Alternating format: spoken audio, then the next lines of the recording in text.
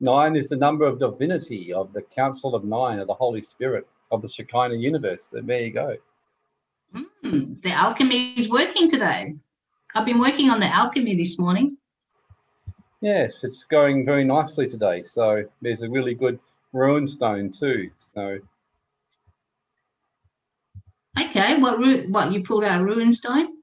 Yeah, I've certainly been getting downloads because of what happened with Yvonne. I had my session with Yvonne yesterday on Friday morning, and I'm still processing it.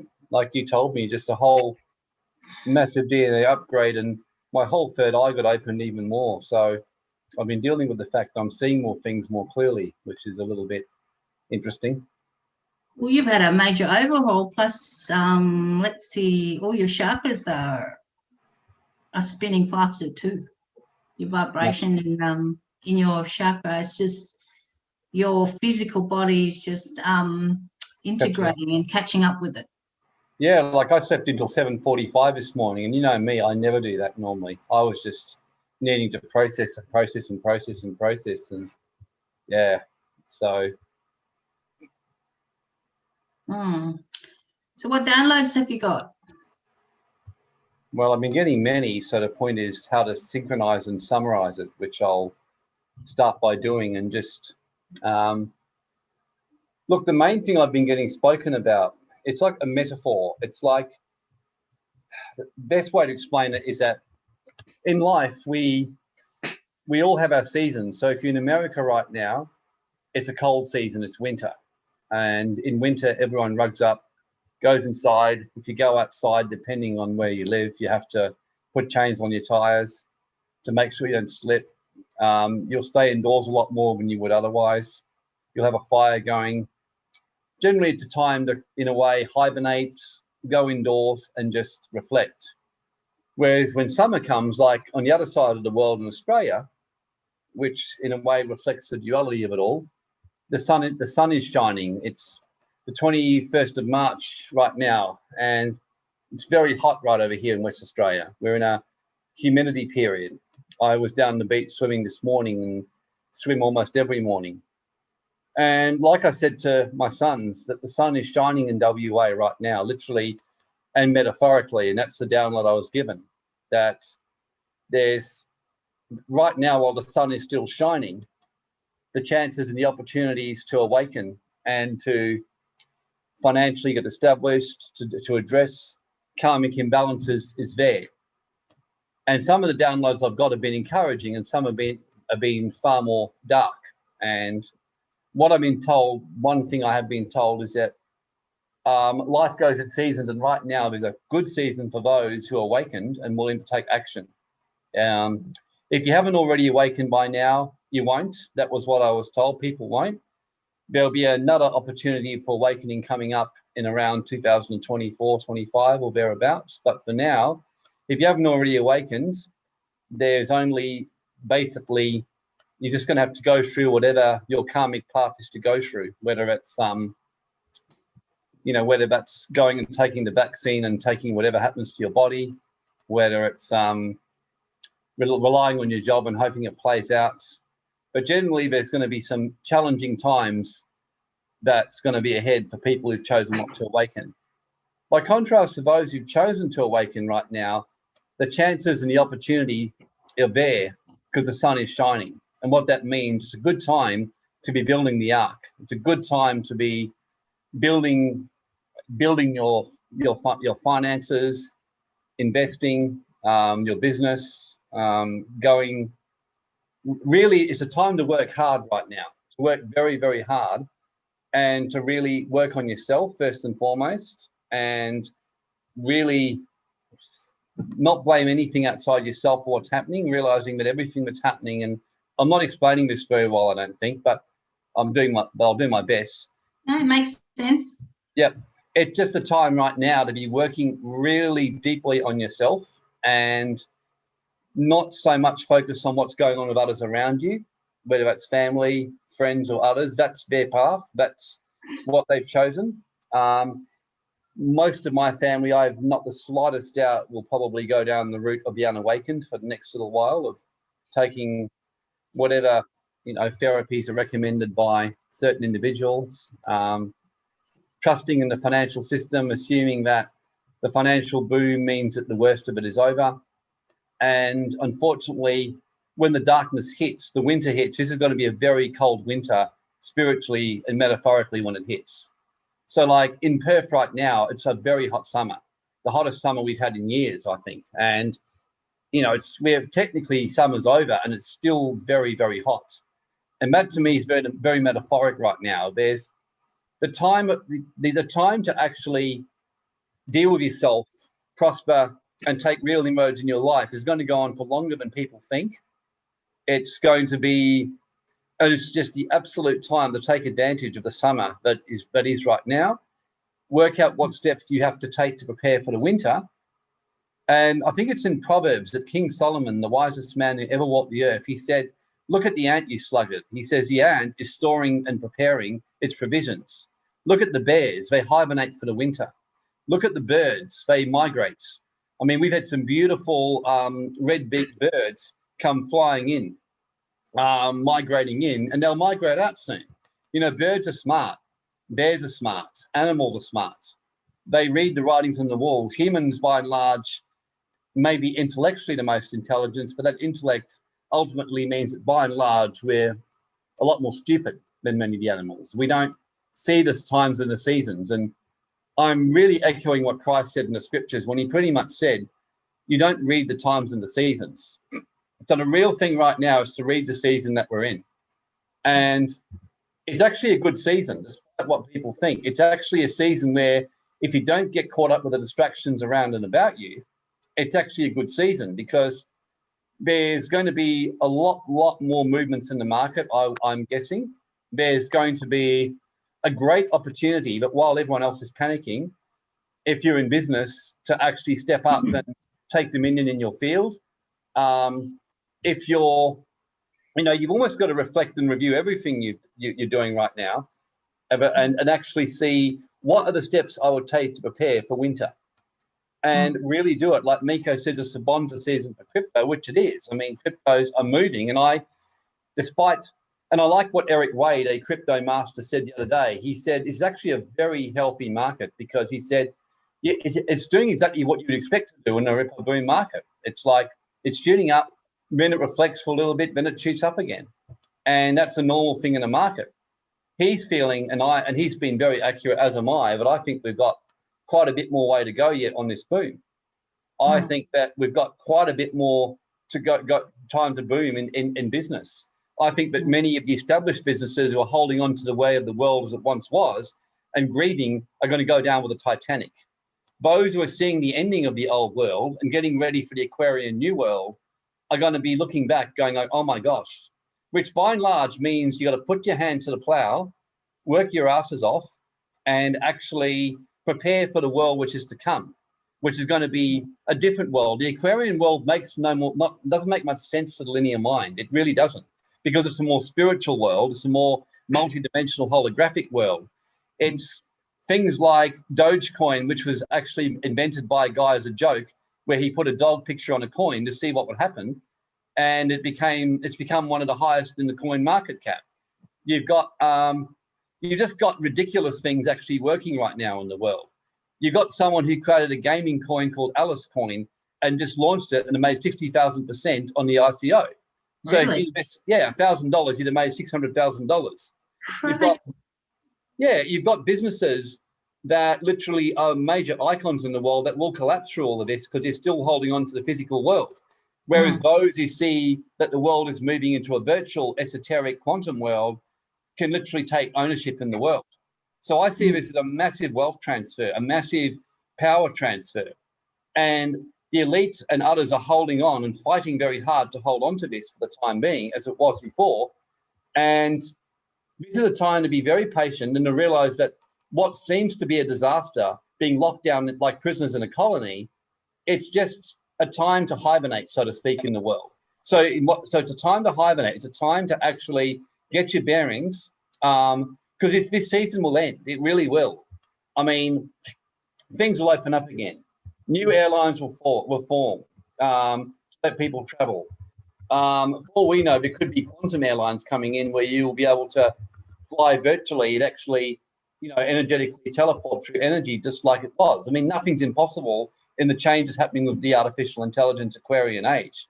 So overall, it's just a big, big change happening. And when you're in a time of war, which we are right now, you've just got to understand and not try and hold on to the world as it was before and read the timing and the seasons. So, for example, I was telling the boys today, I said, right now, so I'm predicting there'll be less lockdowns this year as the year goes on, because I think everyone's over it. I think now we've got a new toy to play with the vaccines. So again, don't get caught up with the noise. That's the message. It's just the way, just see it as this is all happening because of the collective consciousness. It has to take place. The world as it was before this is not as good as you think it was, living in your old illusions of regret. Most of you, if you would go back in time 2 years, probably were grieving and hating what was going on, seeing the corruption, seeing things that were happening on the planet, seeing the horrors of what was going on. All that's happening now is that everything that's been hidden is coming to the surface. The undercurrent of gunk that's been hidden, that we've all known was there but hasn't really been there, is coming to the surface. So yes, darkness will fill the earth. It will be horrendous darkness. For those who hold on to the earth as it is, they will look and all they will see is darkness. All they will see is fear. They will see horror. It will get miles worse than it is right now, like miles. You will hear talks in the coming months and years of microchipping. You will hear talks of worse vaccine and gene therapies than there are now. You will hear talks of restrictions of movements in parts of the world. You will hear talks about deaths and food shortages and pestilences and worse viruses and all that. Just don't get caught up with the noise. Just go inward, focus on what the messages that you're hearing are right now, and just keep building in the background and accumulating, taking dominion and mastering. Because as the things change, you will be the new world leaders. Those who choose to stay caught up in the old world, you'll go down with the Titanic. That's the way to think about it. It's really a time to either step up and be sovereign and dominate, or it's a time to go down with the ship. So Miko is starting to happen in Israel. Extreme things. Yeah, look, Miko, you're going to hear more of this. You're going to hear UK's got horrendous things going on right now. UK, there's talks by women politicians about banning men after 6 o'clock at night on walking the streets because of rape culture. There's just like insane stuff going on in the world right now. And it's just realizing that when you've got insane people running the world, it's because you've got insane people living in the world, people who are absolute, self-entitled lunatics whose idea of suffering is that they can't go to Hawaii and do a Instagram bikini shoot. They can't go and get their favorite chocolate frog, but they can't go to the pub and get drunk. Their favorite strippers in Gold Coast and they can't fly there. I mean, that's what most people's idea of suffering is. And in all honesty, it's just a complete self-entitlement, and it will have its consequences of punishment, because laziness and self-entitlement does eventually bring consequences for your actions. So the workers, those who are willing to take responsibility, step up and be strong, these are glorious times. I'm enjoying the world because I can handle what I'm seeing right now. And the council just told me, just move fast, think crisis, build as if you're in a crisis, keep building, get your systems right, invest well. If Miko's doing cryptos, team up with others doing cryptos who are really good at it, get better at it, master it even more. Be wise about it. As you make huge profits, take some off, invest it in a physical asset, just do wise things with your money right now, and just do wise things in your business. Forget about what your family and others are doing, as hard as it is. Let the dead bury their own dead, as Jesus said. Let the dead bury their own dead. If your family are going to choose to take an experimental therapy and they've got all the information that's before them, they're idiots. They really are. And they deserve what happens to them. And you're not responsible for their stupidity. And, I personally have the view that I've worked my ass off all my life to awaken people. Those who want to be awakened and are willing to listen, I will serve with all my heart and soul. Those who don't want to listen and who will fight against what's good, I hope they take the vaccine and die, or have some kind of horrible illness happen to them that'll force them to reevaluate and then get out and start sharing. I mean, that's my truth. I actually had a dream last night about food shortage. Yes. I mean, metaphorically, it doesn't necessarily mean real food. It could be revelation. Food is revelation is a form of food as well, feeding your soul, feeding your spirit. And there's a famine in food. So the first one was in my dream last night. It was food shortage, and there'll be a famine in the land. So it could be spiritual food, not just physical, but normally it's the starting point is in the spirit, isn't it? Yes, exactly. Yeah, so the message for me last night was that get yourself aligned, get yourself, go deep within, as Warren mentioned, go deeper within, and just really commit to being awakened.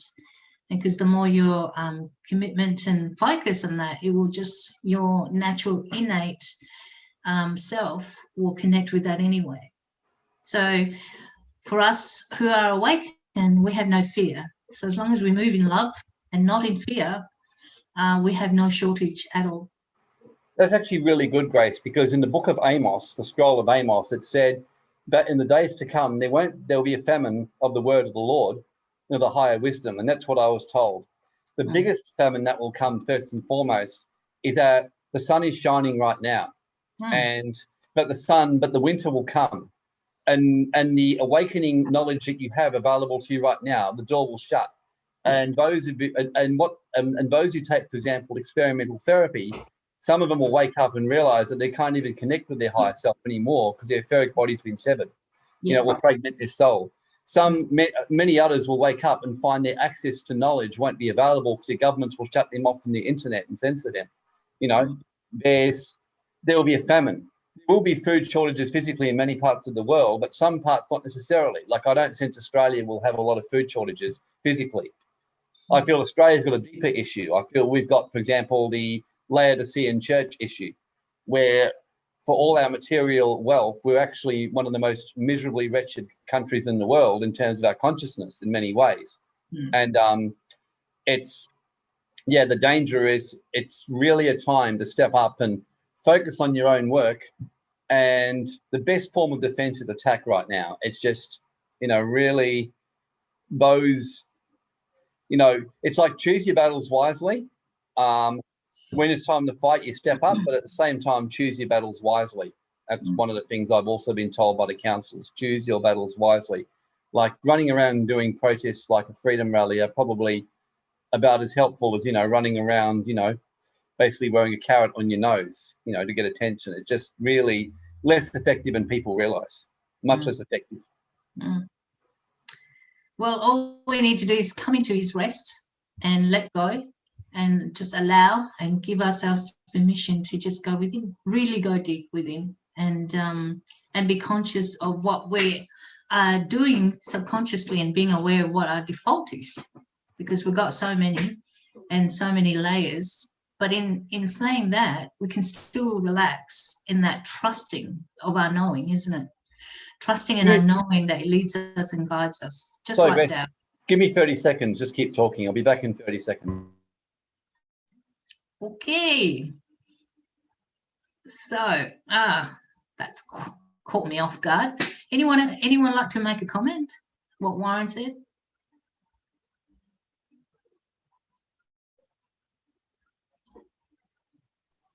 Just that it's helpful to have a think about what season we're in.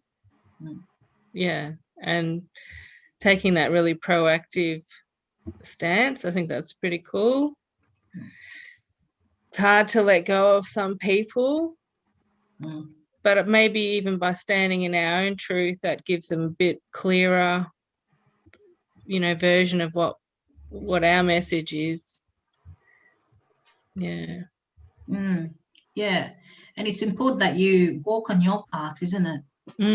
Find the season for you and continue on your path and allow others to walk on their path, because we all have our own paths to walk on.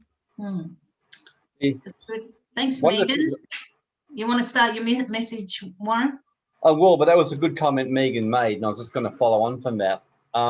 one of the things that's very important to know that in terms of what love actually is, we've grown up, and this is going to really flow into the message today, which is atonement with the Father, is the misunderstanding of what real love is. And the best way to give an example is that Grace and I had 4 boys, William, James, Edward, and Josiah. I can remember when William was very young one time, he was about to run onto the road.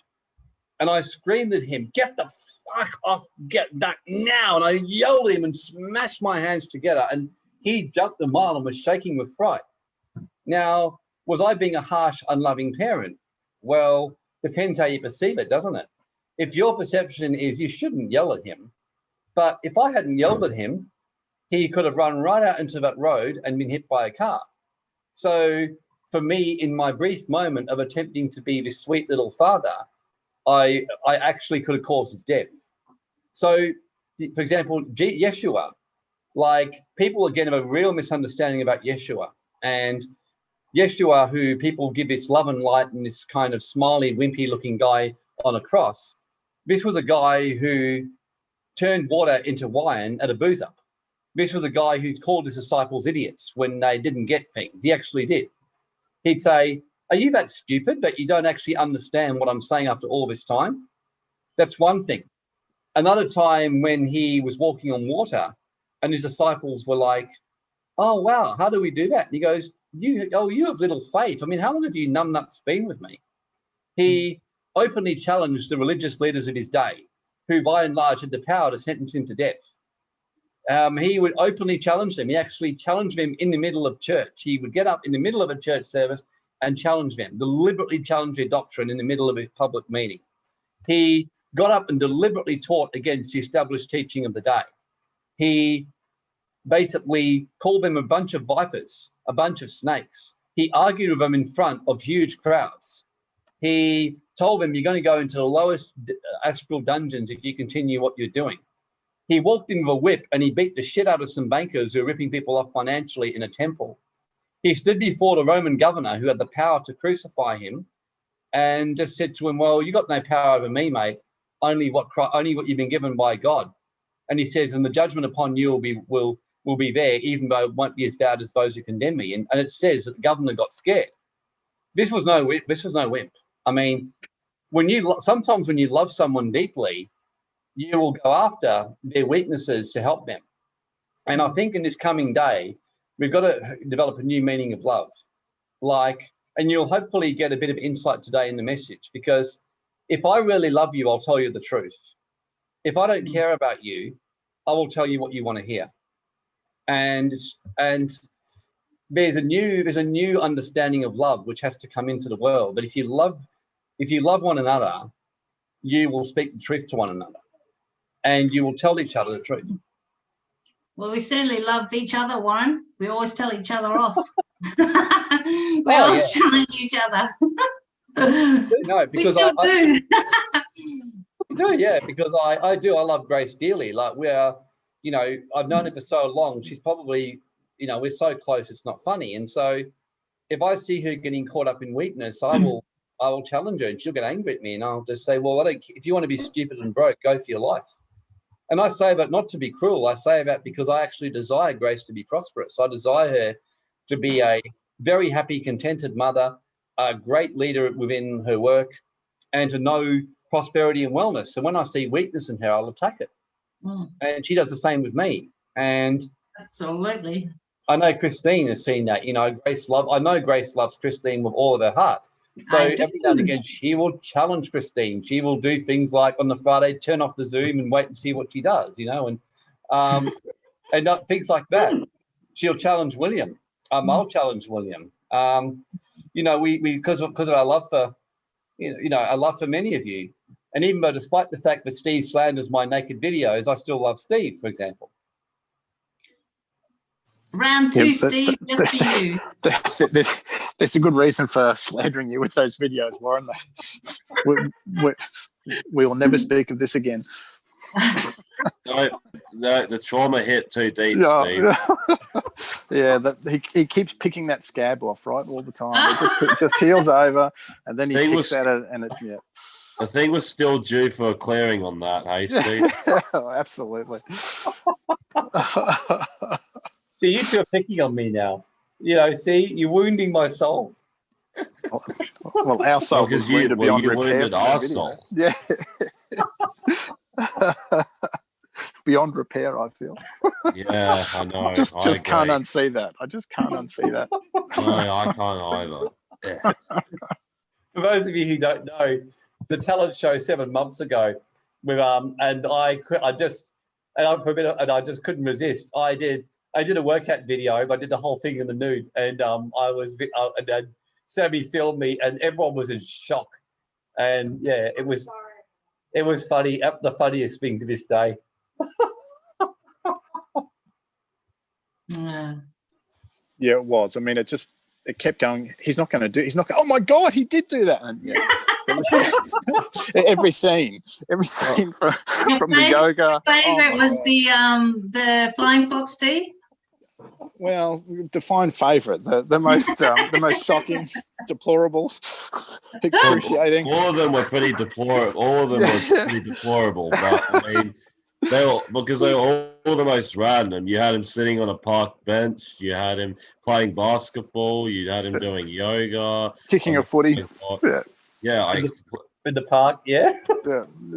Broke about 15 laws, I'm sure, in filming all of that. But anyway. Yeah. The thing that amazed me more than anything was that no one just randomly showed up to these public places. That was very well planned. I did it because I loved you guys. I wanted to wake you up, Steve, to your greatness. Not only did it wake us up, but it caused a trauma so deep that it can't be healed.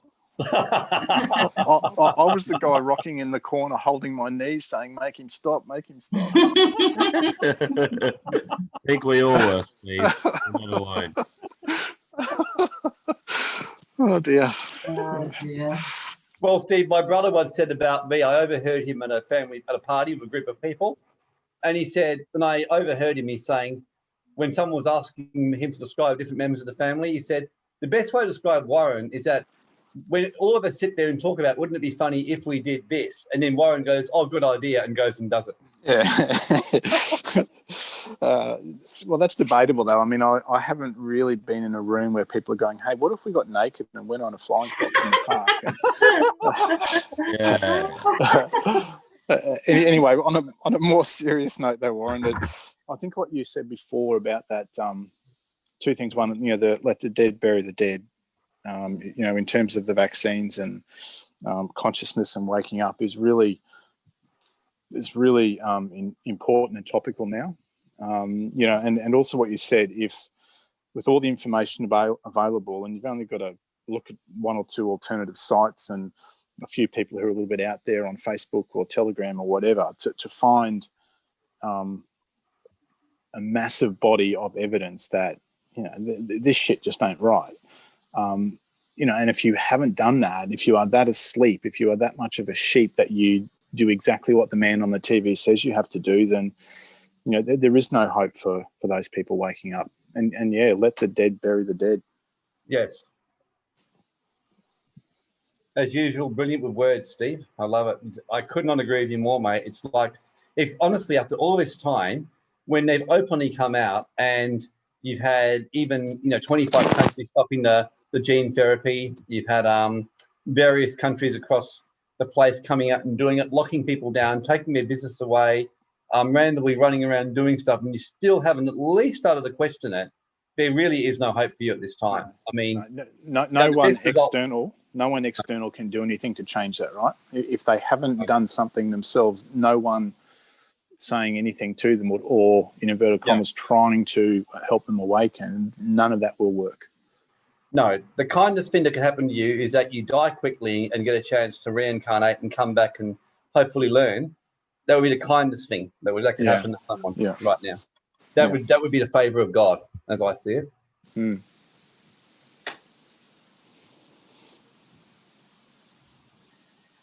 Yeah. Well, so I might start my message if no one's got any other comments, or if anyone's got any comments.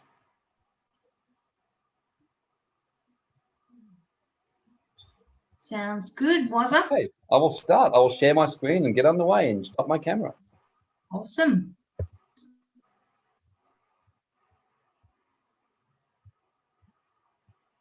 Might just get Megan to stop your camera if it's okay, just for now. You can always put it back on later.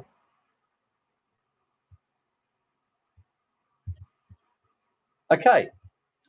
So thank you, everyone. And there was some good wisdom and good insight coming there. And it's great to just see how, what I'm really pleased about is I think we've got a fantastic group here, you know, and very awakened group, or at least willing to question, willing to awaken, willing to own their stuff. And I would much rather have 13 people in a group willing to do that than have a 1 million following in this group, you know, any day. And Jesus had only 12 disciples, so there was 13 of them too.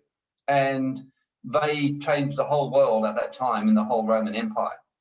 So never underestimate the impact we can have on the world, because Jesus said the kingdom of heaven is within you.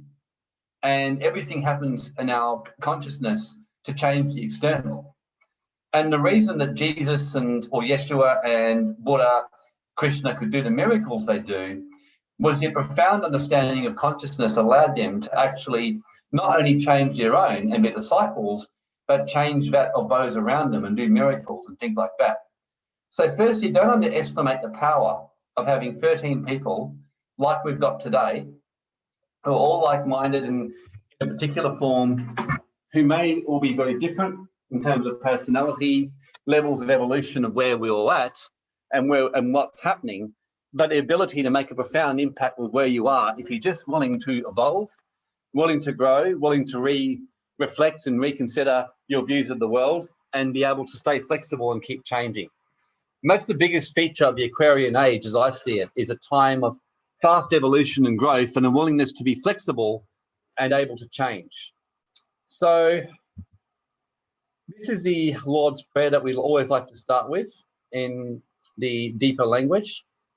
Who would like to start with the Lord's Prayer and actually read this to the group? And feel free to embellish the language too if you would like to.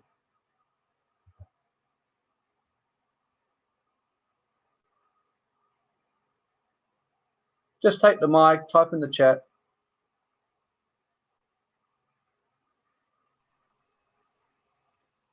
Yeah, Warren, I'm happy to do that. Oh, thank you, Christine. O thou from whom the breath of life comes, who fills all realms of sound, light, and vibration, may your light be experienced in my utmost holiest.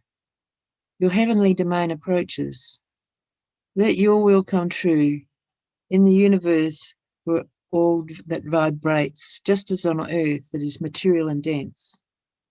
Give us wisdom, understanding, and assistance for our daily needs, and detach the fetters of faults and karma that bind us as we let go of the guilt of others. Let us not be lost in superficial things like materialism and common temptations and our emotions, but let us be freed from all of that which keeps us off from our true purpose. From you comes the all-working will, the lively strength to act, the song that beautifies all and renews itself from age to age. Sealed in trust, faith, and truth, and I confirm with my entire being. Amen. Amen. Thank you, Christine. One of the things to realize at this time is that we really do have a chance as the indigos and the children of light to really spread the message. And like I said, it's knowing the times and the seasons. And the biggest message that I've been given right now is this is the time to awaken the already awakened. And I'll explain what I mean. People are at different levels of awakening. So this is a good time to awaken the already awakened or awakening. In other words, those of your friends around who have been questioning, those around you who are open, those around you who are hungry and need to be shown the way and are delighting to know the way. You're far better off to put your focus into the 5 people in your life or the 10 people or the 2 people that desire to awaken than to try and help the 25 people in your life or the 50 who really have no interest in awakening and will just give you shit for it. And it goes back to let the dead bury their own dead. Or as Jesus said, Yeshua said in the Sermon on the Mount, do not cast your pearls before swine or give what is holy to the dogs. And when he said this, he was really just quoting from the mystery schools of his day in the Gnostic. Don't give what's holy to the dogs. In other words, don't give to lower consciousness people who really have no interest in changing what is holy. Because it says, lest they will turn round on you and trample you underfoot. All of you at some stage, and all of us, have tried to help someone who doesn't want to be helped. And what do they do with you? They turn round and they trample you underfoot. Those people, you're better off to stay out of their way and get on with your path. And if they come your way, then you go after them. If they choose to step in and pull their sword out at you, then you hit back, and you're not there to help them. You're here to discipline them and teach them to stay out of your hologram and go and live in their own nightmare. So this is a good time to awaken the already awakened and the already awakening. This is why the atonement of the Father is a message of today, and restoring with the masculine. So the word I got today, the rune stone, was the X rune stone, which is basically the partnership one, which is a nice one. It's got no reverse, which pretty much means this is a good time to partner in some form. So what do I mean by partnership? First and foremost, the ultimate partnership or soulmate union happens with the higher self, with God, with the Father, with the One. So this is a good time to partner with the Father, with the masculine energy, with the feminine, if you're a male, to really partner right now. And read carefully what this says here. The words that jumped out at me was, true partnership is only achieved by separate and whole beings who retain their separateness as they unite. The best business partnerships are already good, secure fellow business people who have skills that are complementary to yours. I love my business partnership with my twin sons, James and Edward, because we, in the dispersonality profile, we're very opposite. I'm a real creator. I'm a big picture. I'm a fearless visionary. I don't have a lot of fear. I speak my mind clearly. I'm very expressive. But as they said to me the other day, giggling away, they said, when I kind of went off at one of the staff, they actually said to me, we actually understand why the staff member didn't understand your instruction, because you just kind of hammered her with it. And they were reminding me, they said, do you remember we were 14-year-old boys and you were yelling at us, going off your face at us, because they said, how can you not understand this? Now they said, we're secure and strong and we know you. We just thought it was funny. And I laughed and I just said to them, yeah, good point. So, for example, they are very good at management and they're very process driven. Whereas they admitted to me, they said, without you, they said, we would get so caught up with the perfection of the system, we wouldn't make any money. So whereas I said, well, my problem is I can make money very quickly, grow a business, but then wake up and there's no systems. So that's an example of a really good partnership, because they do the things that I'm not good at and I do the things they're not good at. Then Grace, again, she does the things I'm not good at. She's amazing when it comes to the nurturing, the community, the things like that. She's just brilliant, as some of you have experienced. But as Grace will openly tell you, when she doesn't have me, she tends to drift around and not quite sure what to do with this stuff. Whereas I'm the same when she's not around, because I can start something but don't know what to do with it once I've got it started. So true partnership is achieving and right now connecting first and foremost with your higher self more and with the Father, and going more inward, but also building wholesome, what I call congruent, aligned partnerships. And that is going to get you through the dark winter that comes ahead, is really good partnerships. Lone wolves will be destroyed in the days to come. Stephen Pettit, one of our business mentors, says, business is a team sport. It's not a singles game like tennis. It's a team sport.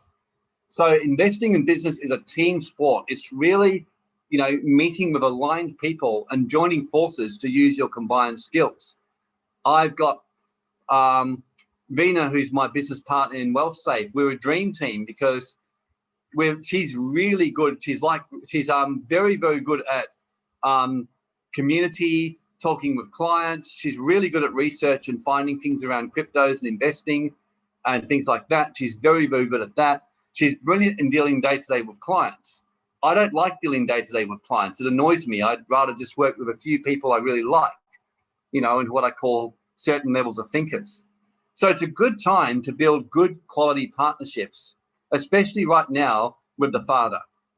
And some of you here, in fact, I'd say all of you here have probably had challenges with your Father in this lifetime in some form.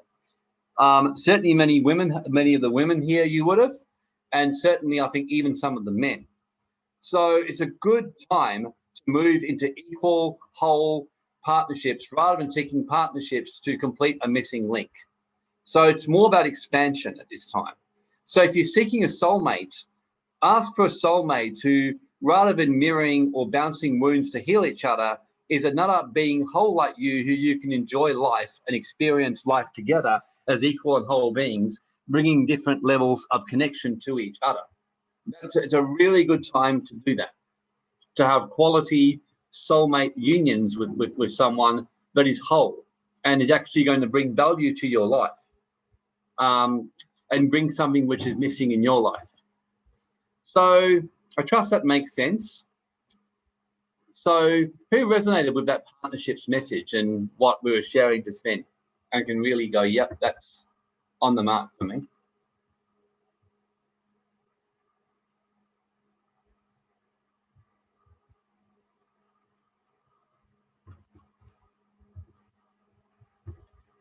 Yeah, Jody can, Christine can, Steve, great.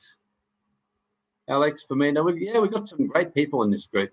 I think all my upgrades happened the last few days because I had a direct encounter with Babaji on Friday morning, like a very strong encounter where Babaji and his soulmate, Mataji, came to me and they worked on my DNA. And I must admit, it was one of the fastest shifts I've ever felt in my life. I literally felt Babaji enter me and I felt like this whoosh, like a wind. And as I felt that wind race through my body and release a whole lot of stuff, Yvonne actually said to me, she said, I'm just getting a message that just like the wind, the children of God are born again.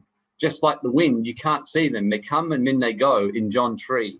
They said, likewise, she said, Babaji is saying to you, Warren, you've truly been born again in every way of your life. You know what it means to be born again.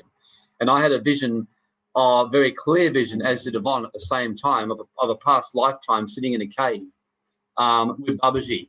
William, you were there with me, by the way. William and I were there. That's what she told me. She said, one of your sons was what she saw, and I knew it was William. We both saw William and I there with Babaji, with Lahiri Mahasaya, and various others of the Kriya Yogi together. And we're living in a cave together, and we're moving our consciousness and clearing our karma. And I was sent out with Lahiri Mahasaya. He took me under his wing as his son, and he took me out into the world to reach the world with the Kriya Yoga and the business world, and to leave the cave. And Babaji gave me the message, Warren, it's time to leave your cave. For me, it got chills. Yeah, no, look, me too. It was like, I got chills. And as well, because he said, you're called to leave your cave right now. And that's what Babaji told me, Oh, wow, Miko, 1111, thank you. Yeah, so you're told to leave your cave and really bring the light of Christ to the earth. That's what Babaji told me. And I actually heard him speaking to me. He said, you're to bring the light of Christ to the world now and bring it to those who are ready to listen and go out into the business world and bring the higher truths. You are sent because of your love for humanity and your desire to work. I was even shown that I had 8 lifetimes of teachers I was carrying, their karma for them, and it was all cleared. Because he said, your time of doing that is finished. And I felt this freedom come. And basically, but Babaji raced through and just cleared a whole heap of stuff with me and said, bring these messages. So Megan had a new creative partnership start. Babaji is beautiful. Yeah. So it's a really great time right now. And it's just given me a deeper appreciation for what I see as a really terrific group, a part of this awakening. I really mean it. And everyone has such an important part to play in this group, and willingness to listen to the messages of the masters. So we've been speaking about the dark night of the soul, and the good news for all of you is that we're entering the 9th stage, which is the returning, and 9 is the number of the Holy Spirit, Shekinah. So this is what I call the returning of the wheel. So it's when things start to turn for the better. So Miko felt like I was carrying my family's karma, and that's being released from me. Yep. Yeah, a lot of us chose to do that, Miko. We chose to carry karma because certain things couldn't be carried by others. And Yvonne actually said to me, she said, it's very important, Warren, you share your message with the world because you've been carrying karma because of your love, but also part of you has been hiding. And you want to go back in the cave like you were before, where you're away from the world and all the evils that are going on. But it's a time to get out and take this head on and bring the message to the world, because it's still part of you wants to be back in your cave. And that's actually was so true. So a lot of us have chosen to do that. And a lot of us now are being called out. So this is where atonement with the Father is so important to move through dark night of the soul, when you atone and restore your relationship with the divine masculine. So I'm looking forward to this message today, because I know that if you take on board what I'm going to share today, this could be a very genuine day where you look back and you remember it as a little bit of a turning point of some form. So if you look at this diagram here, you can see how the top of the hero's journey, in a way, the hero's journey represents like a cycle of life. Like the top is like the summer, the bottom is like the winter, the right side is like the autumn, the left side is like the spring or whatever else. And it's same with the I Ching and the ruins. So things go in a cycle. So when I spoke on the Temptress, we really were towards the absolute bottom. Like that was the worst point, the point when you really are under pressure. But what happens in the 9th stage is we're now entering the returning. This is where we start to return. And this is where what's happening is, although we're still in the supreme ordeal, we're starting to begin the process of coming out. So think of it, for those of you who know cryptos or financial markets, it's like the market's in a boom like it was in 16, 17, 2016. It enters a bit of an autumn, then it entered a winter, and then it started to turn, and bit by bit, and you could see the signs in crypto was turning last year. And then, of course, now it's in, I would say we've entered summer of the crypto market now. So as an example, so this is a good time to know your season. So this is the time and the moment where things are starting to turn. So it's the atonement of the Father, which is the stage 9 just here. And Joseph Campbell's is probably the most accepted one. So the ordinary world. So this is where you first have your call, and then you hear the call to adventure. You refuse the call initially. This was the next side of it. So after you get the call could be to awaken, to go out, start a new business, start a new investment, start awakening, start doing a particular work which you're being challenged. I know with Steve, it was being called out of his comfort zone with his copywriting life, and actually stepping out and moving into a whole new way of being a poet, things like that. And at first, when you get the call, you refuse it. And there's a natural instinct to fear and run away from the call and want to go back to life as way it was before. So then what happens is supernatural aid comes to remind you of your path, where you have your encounter with the white wizard, so to speak, that gives you the strength and the power. Then you have the crossing of the first threshold, where you step over the edge and you actually move out of your comfort zone for the first time. You start that business or whatever. Then you enter the belly of the whale. So when you step out, you think it's going to be fantastic. And the first thing that happens is, as many of you know, you end up in the belly of the whale and think, oh, this is great.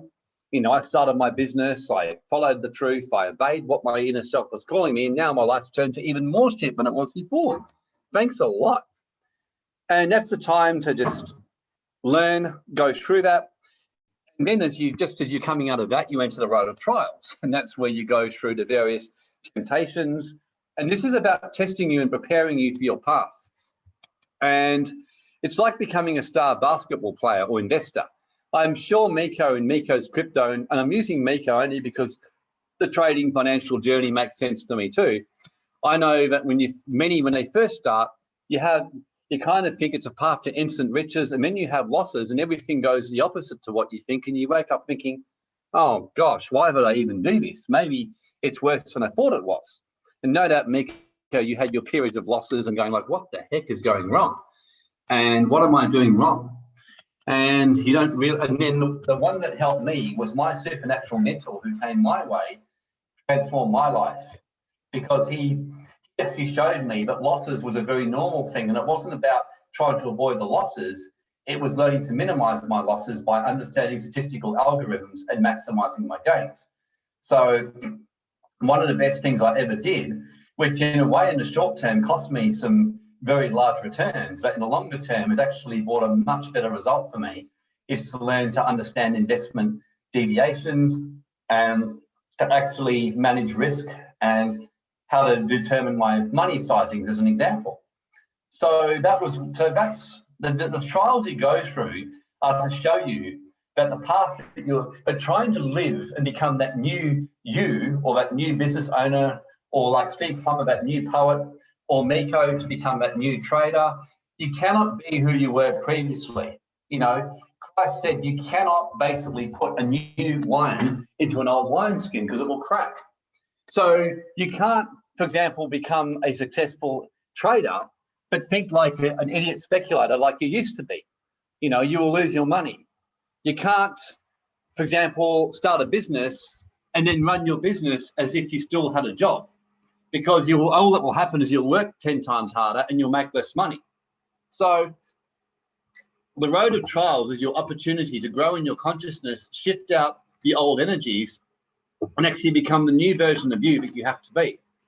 For Warren Black to be a spiritual teacher, I'm going through a major metamorphosis myself, because I've actually realized that to do the kind of spiritual work I've been called to do, and to build a financial global wealth club education to help people get through the Great Reset, I cannot be the old me. The old Warren Black was an amazing magician, an amazing warrior, but the new Warren Black has to be a king. And a king is a much tougher path for me. A king requires me to be orderly, requires me to be disciplined, it requires me to be systems focused, it requires me to be less in the foreground, that's why I've cut back a lot of my webinars and stuff. And it requires me to focus more on building a solid, stable kingdom. Considering that my natural tendency is to be a free spirit and do my own thing, that's been a real adjustment for me. In fact, very tough. And it was the road of trials that helped me to actually learn this lesson and realize that the old way wasn't working. Since I stepped up 6 weeks ago and started doing this, everyone around me has noticed a change. I have more drive, more life, more energy. I wake up at times exhausted because at night because I've worked so hard, and yet I go to bed feeling really good knowing I've done a productive day. I see the fruit in my life. I see my sons stepping up like they've never stepped up before in business and in work.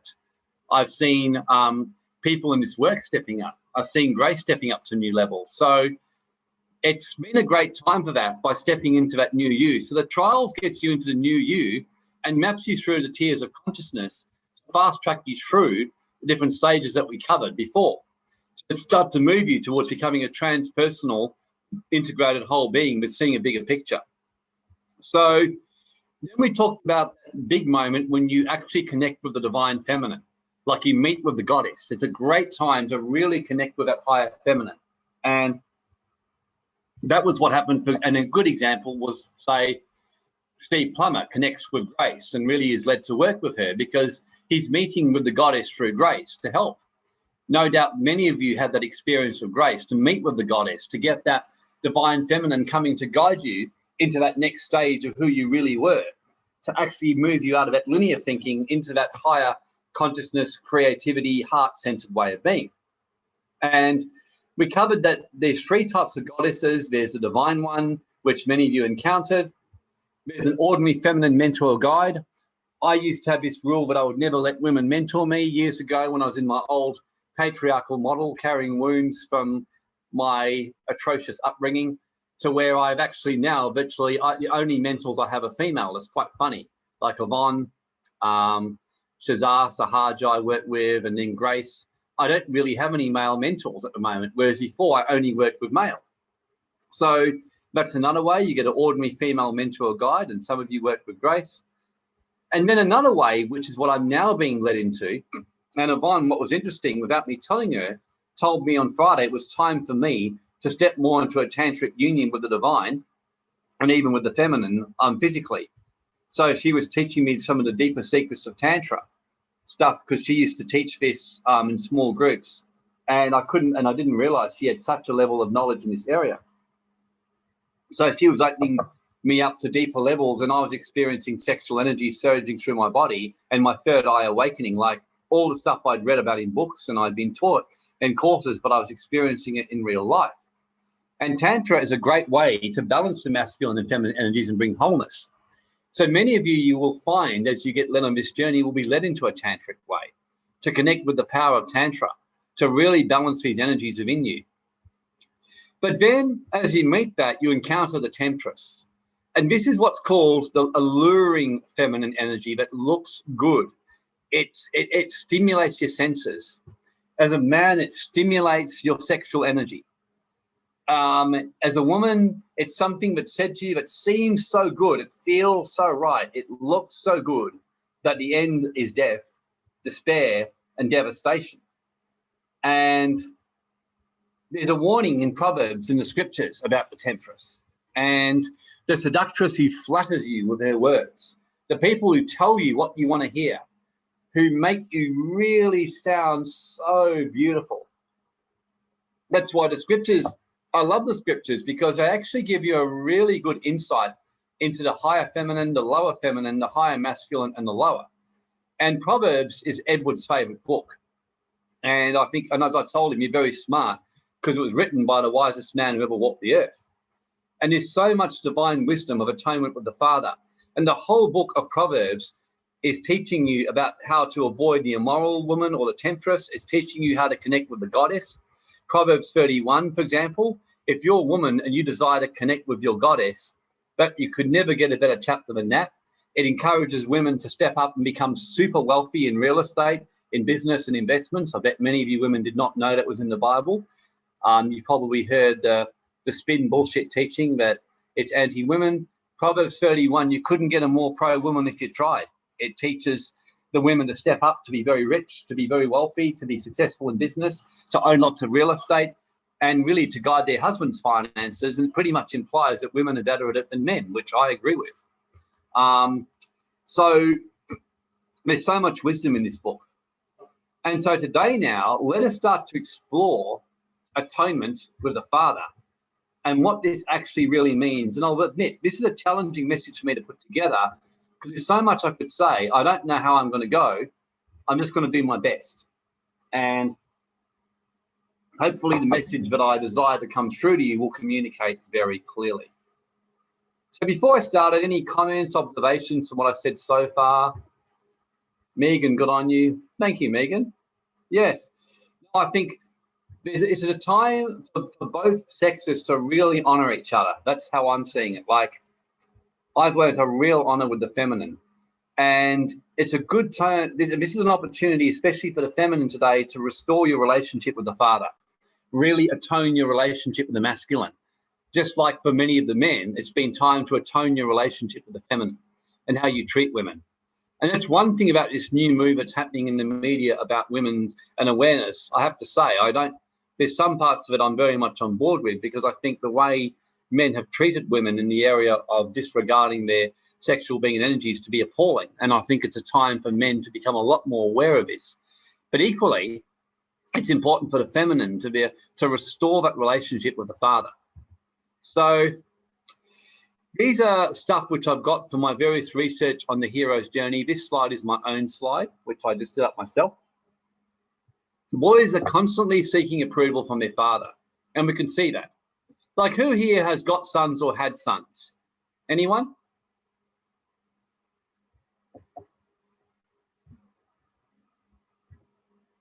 So Megan's got 2 for Meta. Yes, Christine's got 1. Mark's got 2 for Meta. Steve, yeah. Grace has got 4. Miko's got 1. Alex, yes. So there's lots of ones with sons. Jody's 3, just about everyone.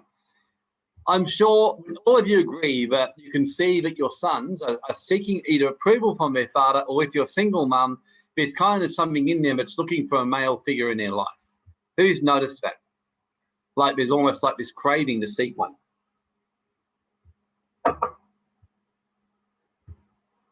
Yep. Megan, yes. Famita, yes. Steve, definitely yes. Miko, yes. So this, by the way, is why the scriptures say about to be a father for the fatherless, because there are many boys and now who are growing in single mother households, and they don't have that father figure to guide them in their development. And as you'll learn today, how important the role of the father is in the development of sons and daughters, but especially of sons, because fathers are the ones who help the men find it. Fathers in the tribal culture took the men into the wilderness.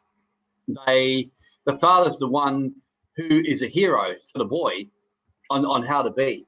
The father is the one in his true energy that brings the discipline, that sets the rules in the household, because the feminine just wants to nurture. I know with Grace, she never enjoyed disciplining the boys. She would, fortunately, she just said to me, "What, Dad, sort them out." And then they'd all go, "Oh shit," and they would all just panic when they were giving her a hard time. Because I would, as soon as I got involved, all Grace had to say is, "Do you really want your father to get involved?" And then they'd shake their head. She goes, "Good, okay." And the lack of really good fathering that's happening, and the proper tribal rituals and process of the fathering happening for children, has caused an immense impact upon the world today.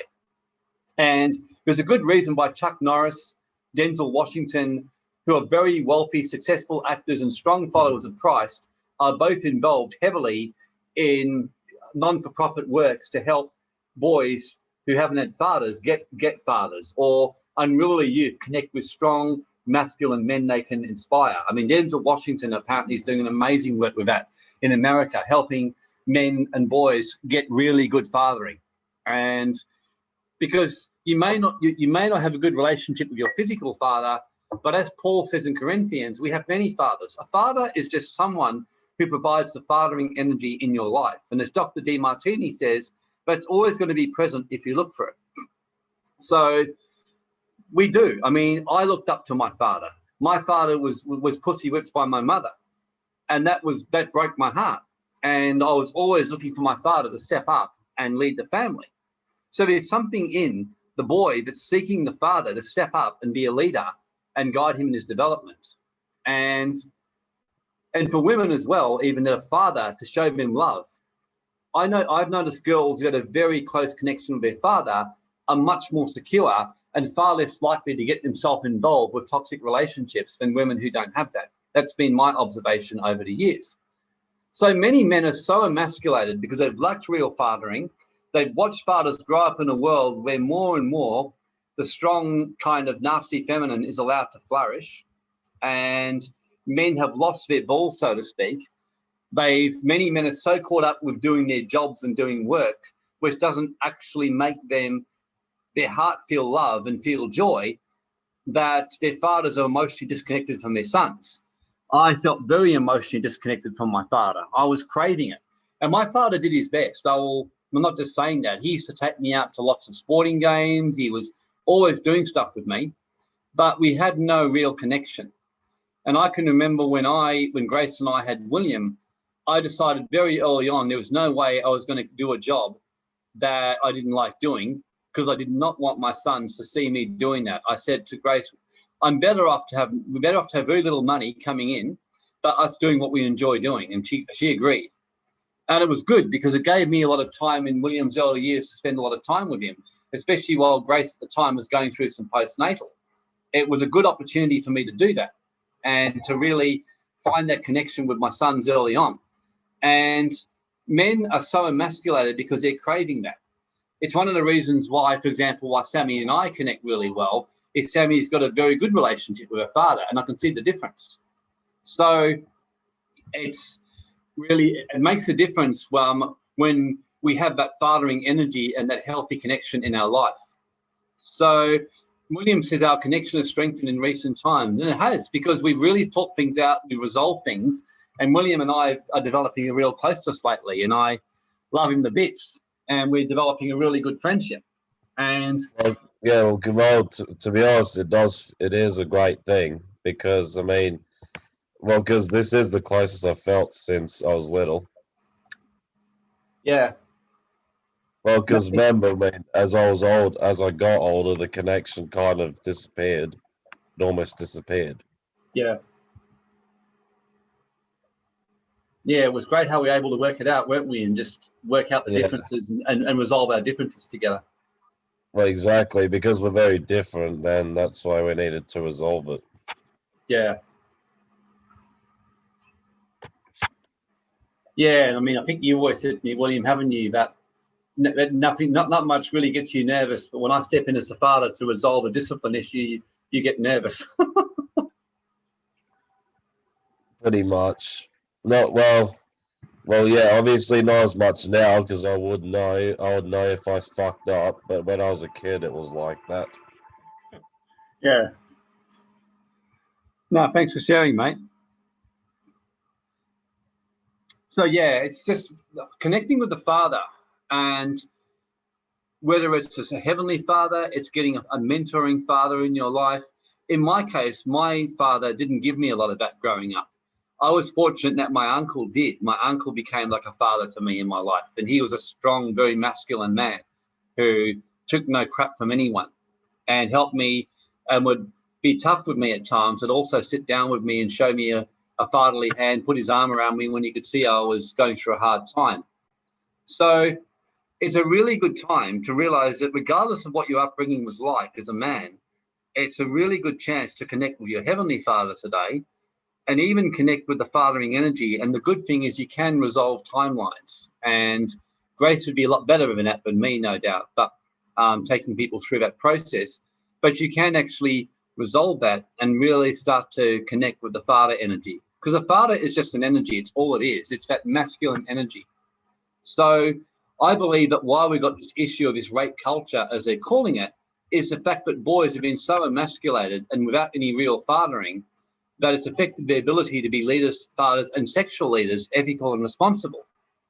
One of the most inspiring speeches I've seen lately was by a guy called Mason Brock or something, a 17-year-old boy at an elite school college in Sydney about 3 days ago, where he actually got up and just challenged his fellow guys. They'd been named as having a deplorable rape culture in the way they treated the women.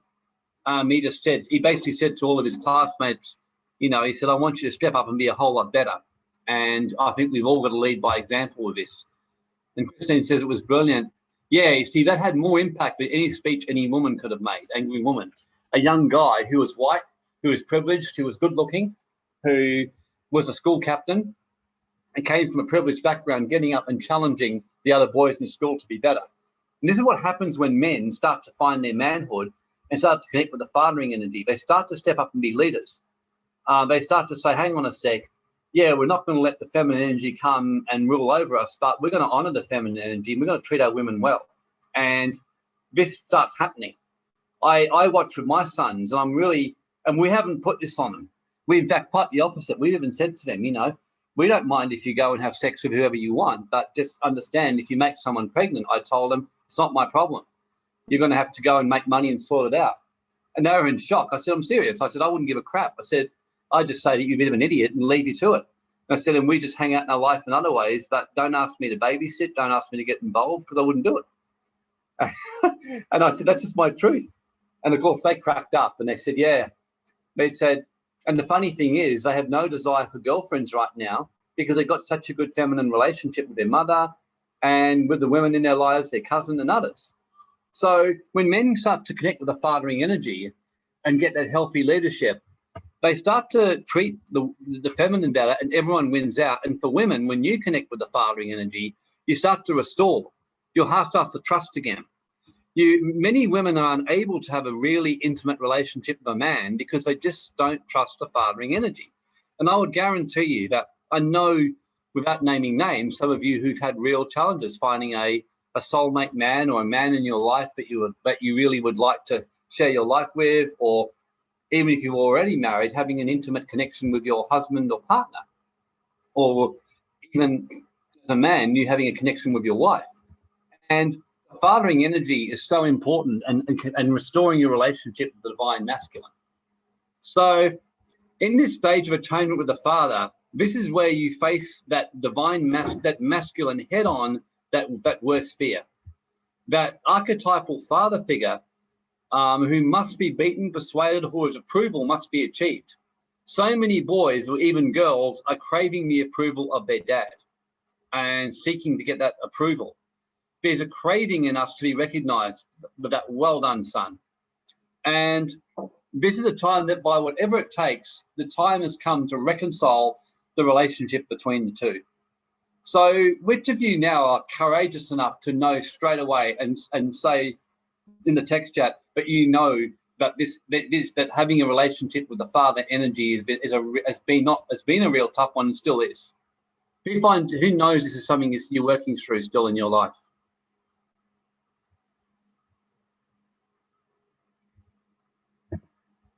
Yeah, not surprisingly, quite a few. Yeah. Yeah, Mark, worth the struggle. Yeah. So it's a deep one, this one, and it takes a lot of courage to admit that. So the father represents someone. Yeah, Steve, it's like dealing with feminine now, masculine. Yeah. So the father represents someone in high authority who has significant power, a spiritual teacher, mentor, or literal father, a god, or a mortal. So a couple of examples we've got here is we've got Luke Skywalker meets Darth Vader, and he fights with him, they argue, and then he discovers that Darth Vader is his father, to his absolute horror. I don't know if any of you remember that, but this is a classic, his horror. But then he also, because he realizes that, it changes his perspective. And he even says to him, I know there's good in you, Father. I know you still got good. And he says, I know that because you're my father. And he restores his relationship with his father as he connects back, and the father and the son reconcile as Darth Vader looks at him, and that father in him and his love for his son comes back, and he kills the emperor and then dies. And then, of course, you got a slightly more humorous one, but Buzz Lightyear and Zurg. I don't know if any of you have seen Toy Story, but as you know, as Amy the artist, Buzz Lightyear fights Zurg, his arch enemy, and then Zurg says, Buzz, I am your father. And he goes, no, and he falls down. And then what happens is that you see Buzz Lightyear playing ball with Zurg as his father, and he's going like, look, Dad, and his dad going, oh, I'm proud of you, son, well done. Anyone seen that movie, that Toy Story 2, and Buzz Lightyear and Zurg become, when they have that connection? I mean, Steve Plummer was the one who said that the hero's journey is often reflected in movies. You see it all the time. Jody, sent it with my son. I found in male mentors. The change in him was monstrous. Oh, absolutely. Grace, you'd remember Daniel McLaughlin from New Zealand, who actually, he used to run a kayaking thing, and they would take delinquent boys, and take them out, and he disciplined them severely. They'd get in trouble. They would, if they in any way played up, and all of them actually changed and became much more grounded people. Because many boys who are playing up, they're just craving male mentoring. William went through a period in his teenage years, he really was playing up, but that's what he was craving. Looks like no one knows about Buzz Lightyear and Zurg or remembers that. But anyway, quoting from Joseph Campbell, the atonement of the father is a stage when the hero meets the figure of a fearsome father god. This echoes psychological rivalry and subconscious hatred that Freudian psychoanalysts believe so many children feel towards their fathers. The father is the archetypal enemy because he is the original intruder who enters the infant's life after serenity and union with the mother goddess in utero. That makes so much sense. I can remember that when my boys were very young, generally until about age 10 to 12, boys just want to be with their mother, and they almost hardly notice their father. Then when they hit 10 to 12, they start craving the father. And I can remember my boys would often be just wanting to be with their mum, less with me. So in Freudian terms, one cannot live a peaceful, productive, emotional life as an adult without resolving these deep-rooted childhood conflicts. So we see this in this fearsome father and atonement of the father in the Puritan traditions of early New England. These religious pilgrims to the New World believed in a vengeful, harsh version of the Christian God who wouldn't hesitate to inflict terrible torments on the unbelieving sinner. But yet they also believed in a vision of a God as a redeemer, the figure through whose mercy one could be saved from the fate of eternal damnation and suffering. The father represents a passage away from the comforting role of the nursery and into adult responsibility and manhood. So, in fact, in tribal cultures, it was very frequent to take boys through an initiation when they were 7 and when they were 14. So 7 was the first time that boys were challenged, and at age 14, many boys, in fact, I would tell my boys, if you lived in tribal culture, in some tribes by now, you'd be out in the middle of a forest, or and part of your initiation would be you'd have to fight a lion and win, or a bear. And that was part of the initiation of the boy to actually help the boy find manhood. So they would actually have to go out and have a test of manhood. My belief is why so many teenage boys are absolute feminized, very emasculated males, as well as their mothering, is they don't make the proper transition in their teenage years into manhood. When they're 14, 15, craving to step up and become that men, rather than getting the guidance from a healthy father figure, they're in a home where they're getting beaten by their dad, their father's an alcoholic, their father's absent all the time, working long hours, cheating on their mother, various kind of things. And it's not surprising them, but they go out, they kind of treat women as sex objects, and basically, or else they go the opposite and become completely inadequate, weak, clinging men, almost begging the girls to be their girlfriend. And William says to me at times, he cannot believe when he goes out clubbing with his friends, he said how many of his men, of his male friends, are literally just whipped, as he says, by their girlfriends, and pretty much just these emasculated boys who really have got no connection with that in a man room at all. So it's really, this is the time where the father energy is needed to shepherd this stage of growth. And as Jodie said beautifully, she found male mentors for her son, and the change was monstrous, huge. So this is more about, if you've got a father, or if you are a father, connecting with him.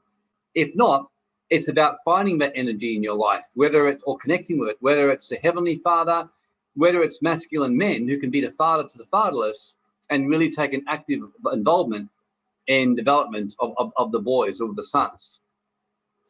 So Joseph Campbell goes on to say, this transformation is graphically illustrated in Australian tribal rites of circumcision performed by men on adolescent boys in ceremonies meant to mark their passage into manhood. In this case, the literal liberation of the penis and the protection of the foreskin. Alternatively, there can be a ceremony in which the young male initiate consumes the flesh or blood of the elder male tribesmen to imbibe their essence. Now, I'm not encouraging all that. This is just purely quoting what Campbell says, just to be clear. Such rituals are practiced among the Yolngu Indigenous people of Australia, but also echoes in Western mythology, perhaps most famously in the Christian rite of communion, the eating of the flesh and blood of Jesus. Now, keep in mind, a lot of that was misconstrued, because Christ was, when he was saying that, he was talking in a metaphorical sense of eating that stuff. The main point to realize when you're connecting with that, there's a very big difference between the father energy and the mother energy. And one of the best ways I heard it taught was that the father seeks to deafen, to die and to liberate. The mother seeks to bring life and to nurture. Women give life and give birth to children. So there's always something in the feminine that is craving to bring life to something. That's why a woman will never stop believing in her son. Her son may go to jail, may do something else, and yet the mother's love is something amazing to behold, how that mother will fight, that love for that son. Whereas the father is the one that will take their boys out hunting to face their fear of death head on. In my case, for example, I can remember classically when Grace and I were raising the boys, Grace's natural thing was to protect them. She'd be horrified what I'd do with them. She wouldn't go out with me to the park. I'd be getting them swinging up high. I'd be getting them climbing trees, doing crazy stunts and giving it a go. I taught them when they hit teenage years, although I didn't take them out into the forest and do any lion killing or anything like that. What I did do was get them early on, stepping out of school, getting into business, teaching them to get used to being financially uncomfortable, learn to trust, stepping out and trying new things in business. And that's why all 4 of my sons are incredibly independent, as you'll find out. Mika, yeah, no lion killing. I don't know how that would have gone in today's society, Mika. I did offer to take them out, but they weren't really that keen. So basically, I took them out lion killing in another form in business and trying new things, getting into investment, teaching them to get comfortable with losing and trying something new, stepping out and trying uncomfortable things. So That's what the father actually does. The father brings that energy to their children and to their sons. So really it's about a returning. So today, the message of today is as much as possible to bring a restoration with the Father and with the Heavenly Father and with the Father energy that is in your life right now in some form. So just so I understand, you know, I've been saying a lot. Is everyone understanding what I'm saying? Has anyone got any questions? Anyone a bit lost of where I'm going? Like I said, it would really help me right now. Just type in the chat how you're going with it.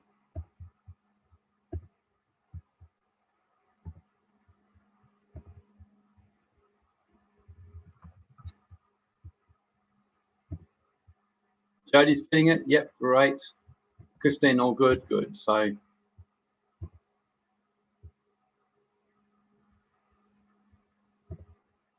yep.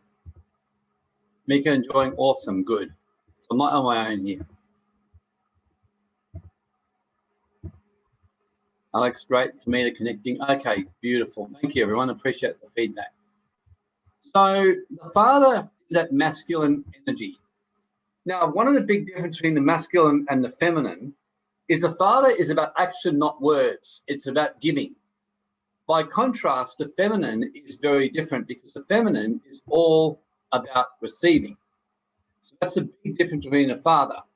Masculine, it were action, not giving. Whereas the feminine is quite different to the masculine. The feminine is very much about, so I'm just actually going to write this in here, receiving, feeling.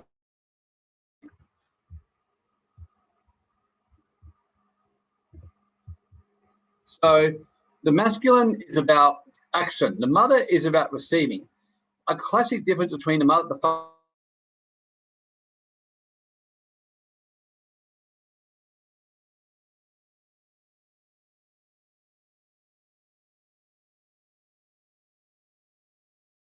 that's a very good example of the difference. One of my favorite speeches I remember in a movie, and I actually quoted this on William, I'm sure William remembers this, was when I had,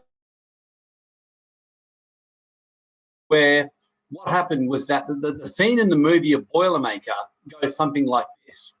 So the boy or whatever else is actually with his father, and he's actually, what's happened to the boy is that he and his father is that the boy, Seth, was running an illegal casino.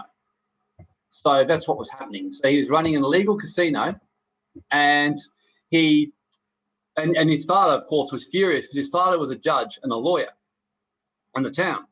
So the boy meets his father, and I was trying to actually find the scene to play it for you today, but I couldn't quite find it at the level which I wanted it to be and the volume. But basically, the speech went something like this. So the boy goes, look, he says, I just want to connect with you, Father. You know, I just want to restore our relationship. That was his words. I want to connect with you, Father. I want to restore our relationship, because basically the father was so furious at him for running an illegal casino at his home, which he was doing, and he found out about it. And whereas his mother was trying to connect with him. And here's the words of the father. He says, what the fuck are you talking about, relationship?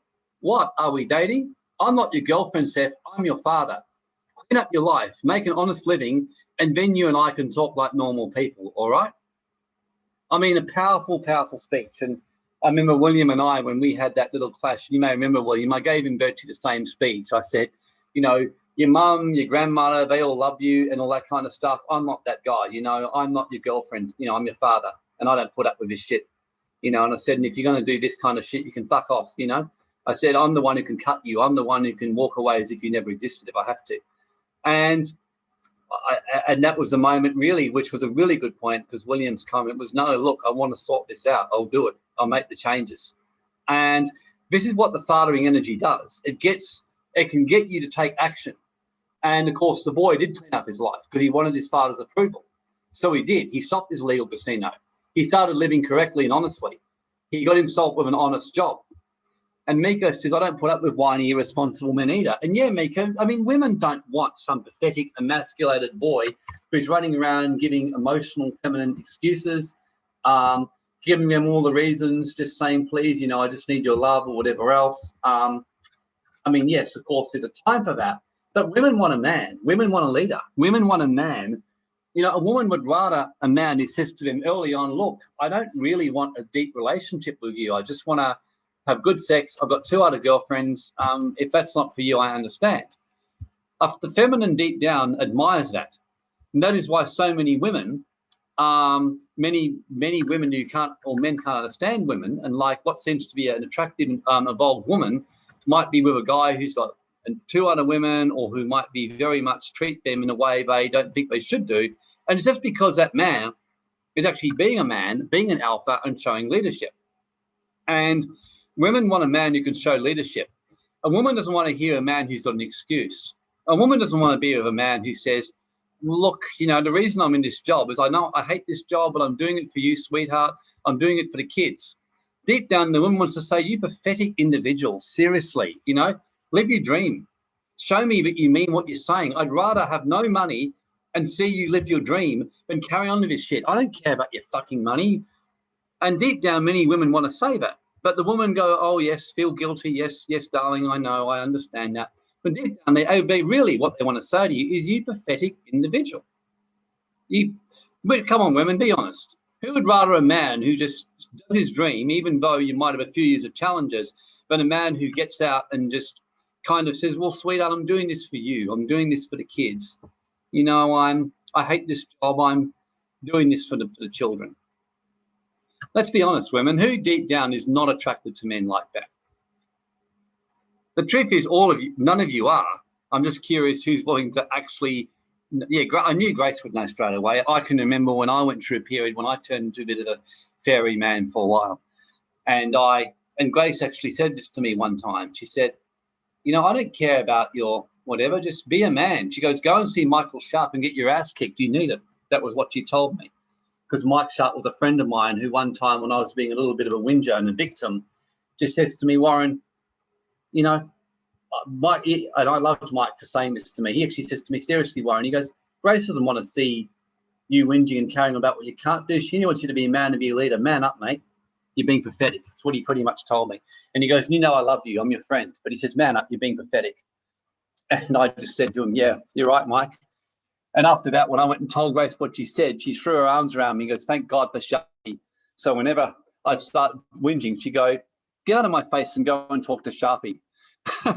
So Mika goes, I told the guy I blocked he was being pathetic and he couldn't handle that. And yeah, look, women shouldn't have to say that to the guy, Mika. They really shouldn't. That should be the role of the guy's mother or mentor or close male friends. And this is another area where men have lost their connection with the father, because men who haven't had that relationship with their fathers in their life, they can get it with their friends and with their male friends.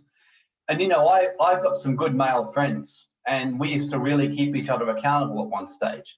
And I can remember they would be in my face when I started to get too pathetic. And they were the ones getting in my face and saying to me, well, Warren, right now you're being pathetic, Women don't want you to be a clingy, needy, intense guy right now. They want you to be a man and want you to lead them. So the father is really about action. And it's very important in business. And if you read the Bible, this is why Jesus said in Matthew 25, he said, many will say, Lord, Lord, on the day, but they won't enter the kingdom of heaven. Now, when you read what he was saying, he says, the Father will be saying to Son, for you, go into the Father's kingdom and receive the good reward, because when I was hungry, you fed me. When I was without clothes, you clothed me. And these people would say, Lord, where did I do that to you? He said, whenever you did this to the least of me, you did it to me. Whereas to another group, they said, but Lord, we did miracles. We preached your word. We did great things. We helped a lot of people. And they said, depart from me, I never knew you. In other words, because they didn't show it in their actions, they just did it with their intention. No one likes someone who's got good intentions but doesn't follow through. There's nothing worse than in the business than someone who says to your face, absolutely, I'll do this for you, and then they don't go and do it. There's nothing worse for me, for example, than a woman I'm dating telling me, oh, yes, I love you and I'll do this for you, and then she doesn't do it. I'd rather be with someone who says, no, I don't want to do that, and then they go and do it anyway. Or and they don't promise me anything they don't keep.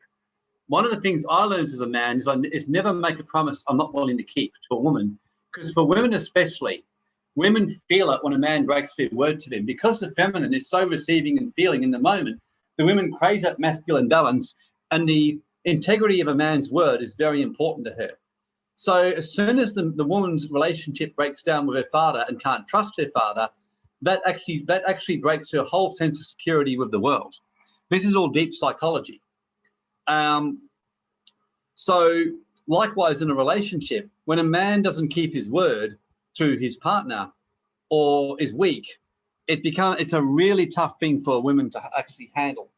And there's nothing more exciting for a woman than a man who leads them with strength, with certainty, and with keeping their word. So the father energy is the opposite to the Temperance, which is all about subjective, what feels good to your senses. The father energy is doing what's right. The Temperance energy, for example, is you might just want to relax in your business, relax with your money, and just all hope it all comes good without you doing any work. The father is doing the hard work. It's organizing your finances. It's being masculine. It's getting precise accounts in place. It's between actually following through, doing the hard work. It's organizing things. It's taking actions. It's getting things done. It's actually doing the things that need to be done, not because you necessarily like doing them, but because it's the right thing to do.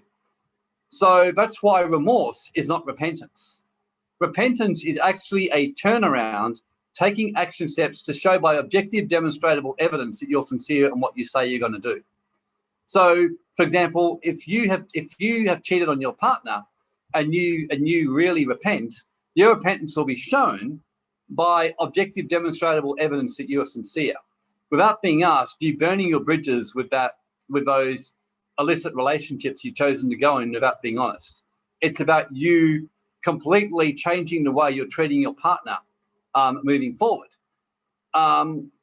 Repentance in financial laziness is you show objective, demonstrable evidence. You start working harder in your business or in your investing.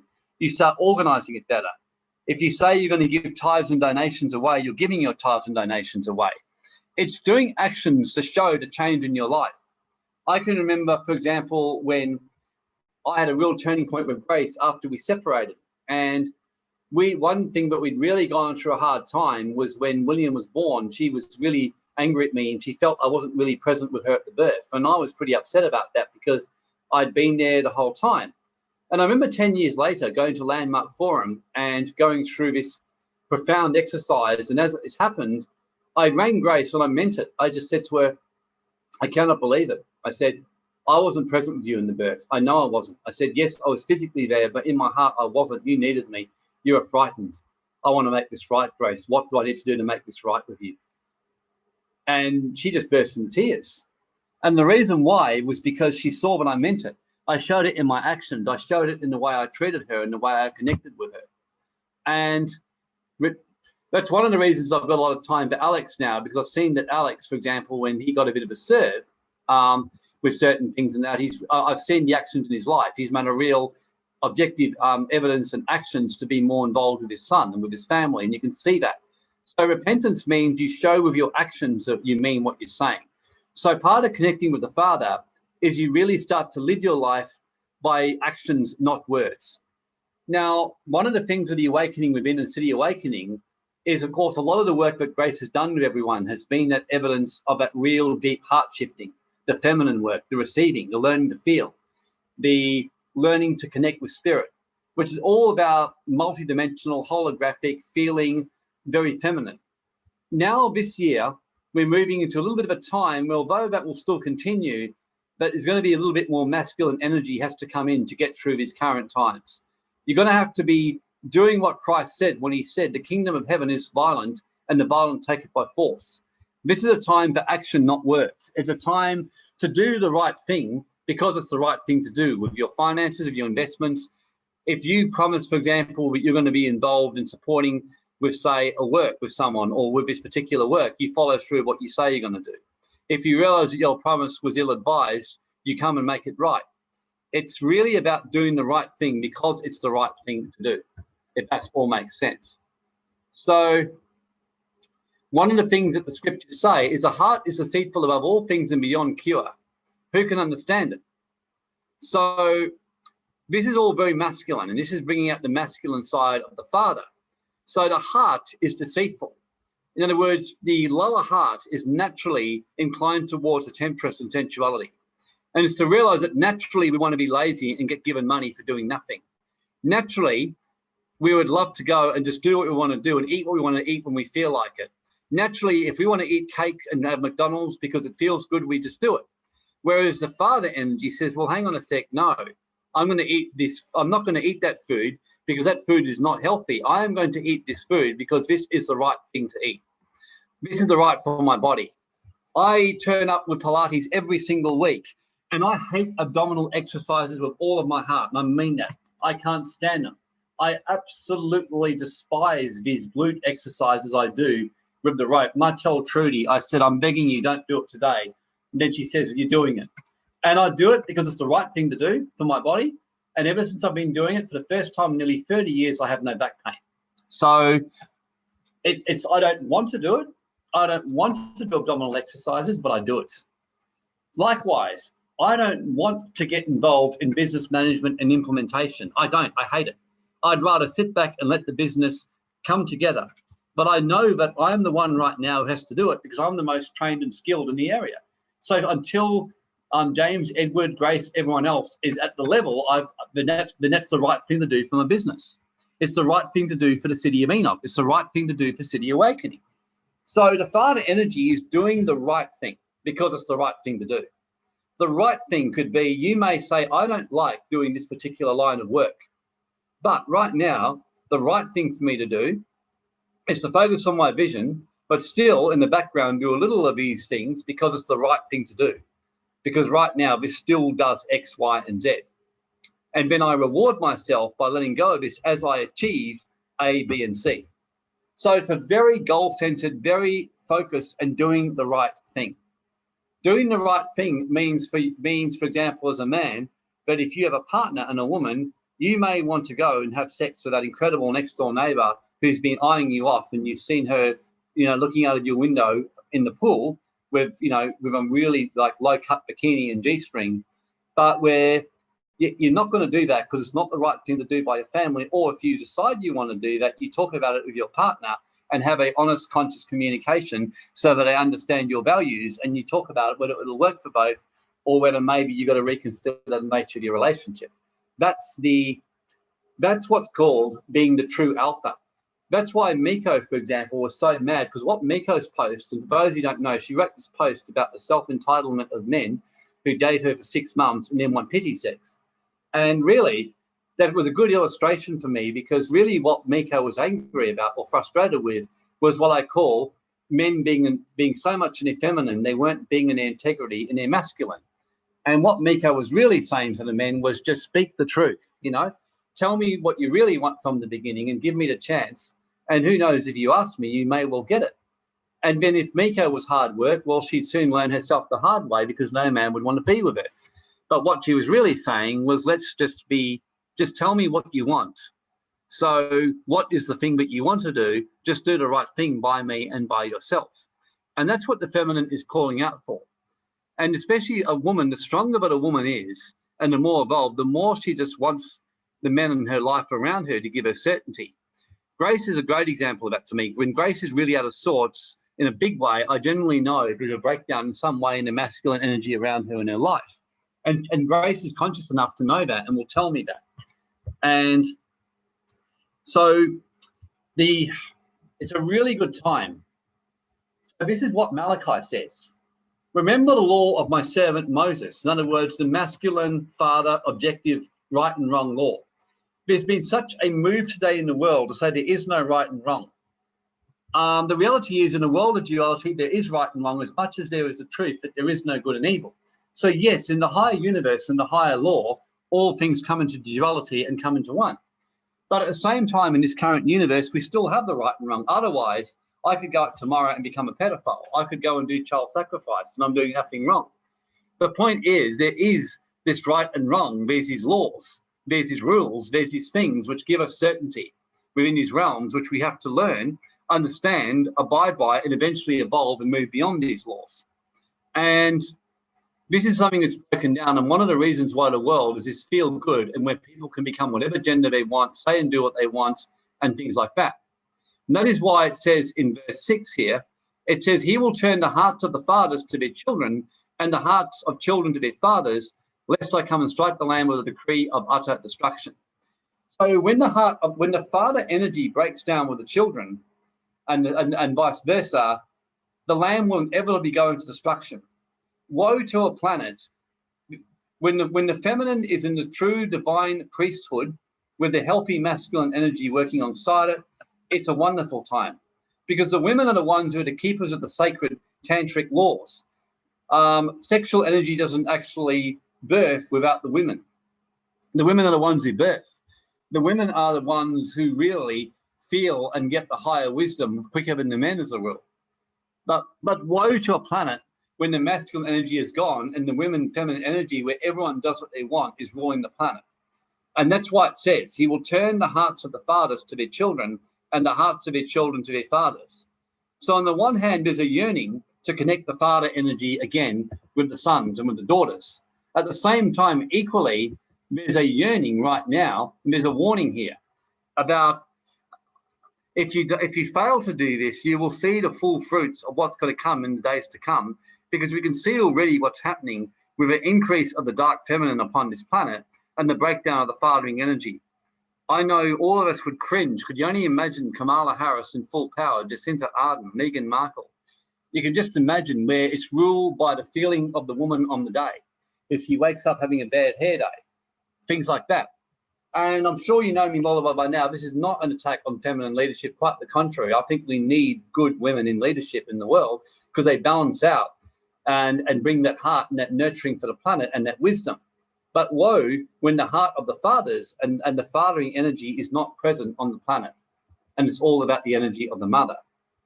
So that's why Joshua was told by the father, do not let this fathering law, the book of the higher wisdom of the Father, depart from your mouth. Meditate on it day and night so that you may careful to do all written in it. Then you will be prosperous and you'll be very, very successful. So you can see that there. Like you really can see that there.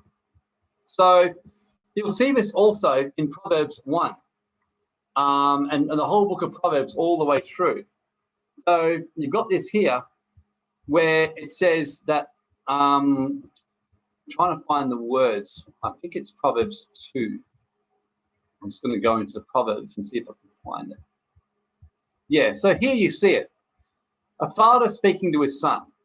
My son, if you will heed my words and hide my commandments within you, incline your ear to understanding and apply your heart to understanding. And all the way through, it's like a father talking to his son. You'll see in this book of Proverbs all the way through. Grace is saying she's really enjoying this. Who's enjoying the message, by the way, today, or getting something out of it, which I'm always hoping that you will.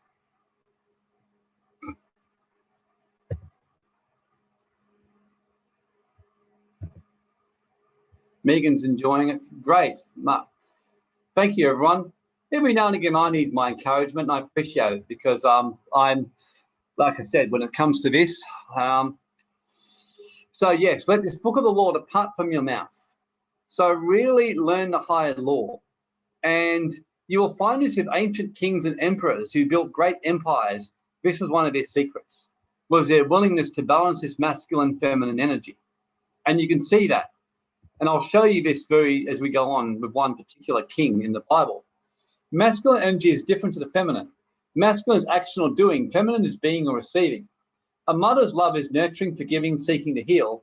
A father is black and white. There's penalties for violation. It's about doing the right thing, taking responsibility, judged by an objective standard. The feminine is more subjective. I grew up in a family where my father was more the mother and my mother was more the father. And that was a nightmare because my mum would be forced to discipline on the rules, but they would vary depending on how she was feeling. So some days she would be in a good mood, so she let things slip. Other days, for a minor thing, if she's in a bad mood, she'd go off her face. And so basically, by and large, he walked on eggshells. And I'm sure Steve Plummer would relate to me. I think we have both worked out that our mothers came from the same spiritual spawn or whatever it was. So feminine is more subjective. So this is all about reconnecting with your masculinity, finding your purpose, living by rules, ethics, and integrity, and self-rules. Peter Daniels came and spoke years ago, who's a magnificent billionaire who was a strong Christian who basically taught about what he called conduct and ethics in business. He was determined to be a billionaire while living by strict ethical standards. He openly challenged a lot of the porn and the way it was demeaning women. He took that head on in his city, and in some of the parts, he actually limited the availability of the porn and how it was impacting many of the young people. Because he openly said, I'm not going to sit here and allow, you know, some of the sex trafficking to go on. He chose, for example, to live by rules and a code, strict ethics. He actually wrote a book of ethics, which he followed in business, and anyone who worked with him had to follow. Strict ethics on integrity, on doing the right thing. There's nothing worse than being swindled in business by a very feminine, good sales pitch online, which someone doesn't deliver. Whereas the father energy is black and white, it's rules. If it says to you that this offer is limited for only 48 hours, then it must be limited for only 48 hours. If you change all that, you're not actually acting in integrity.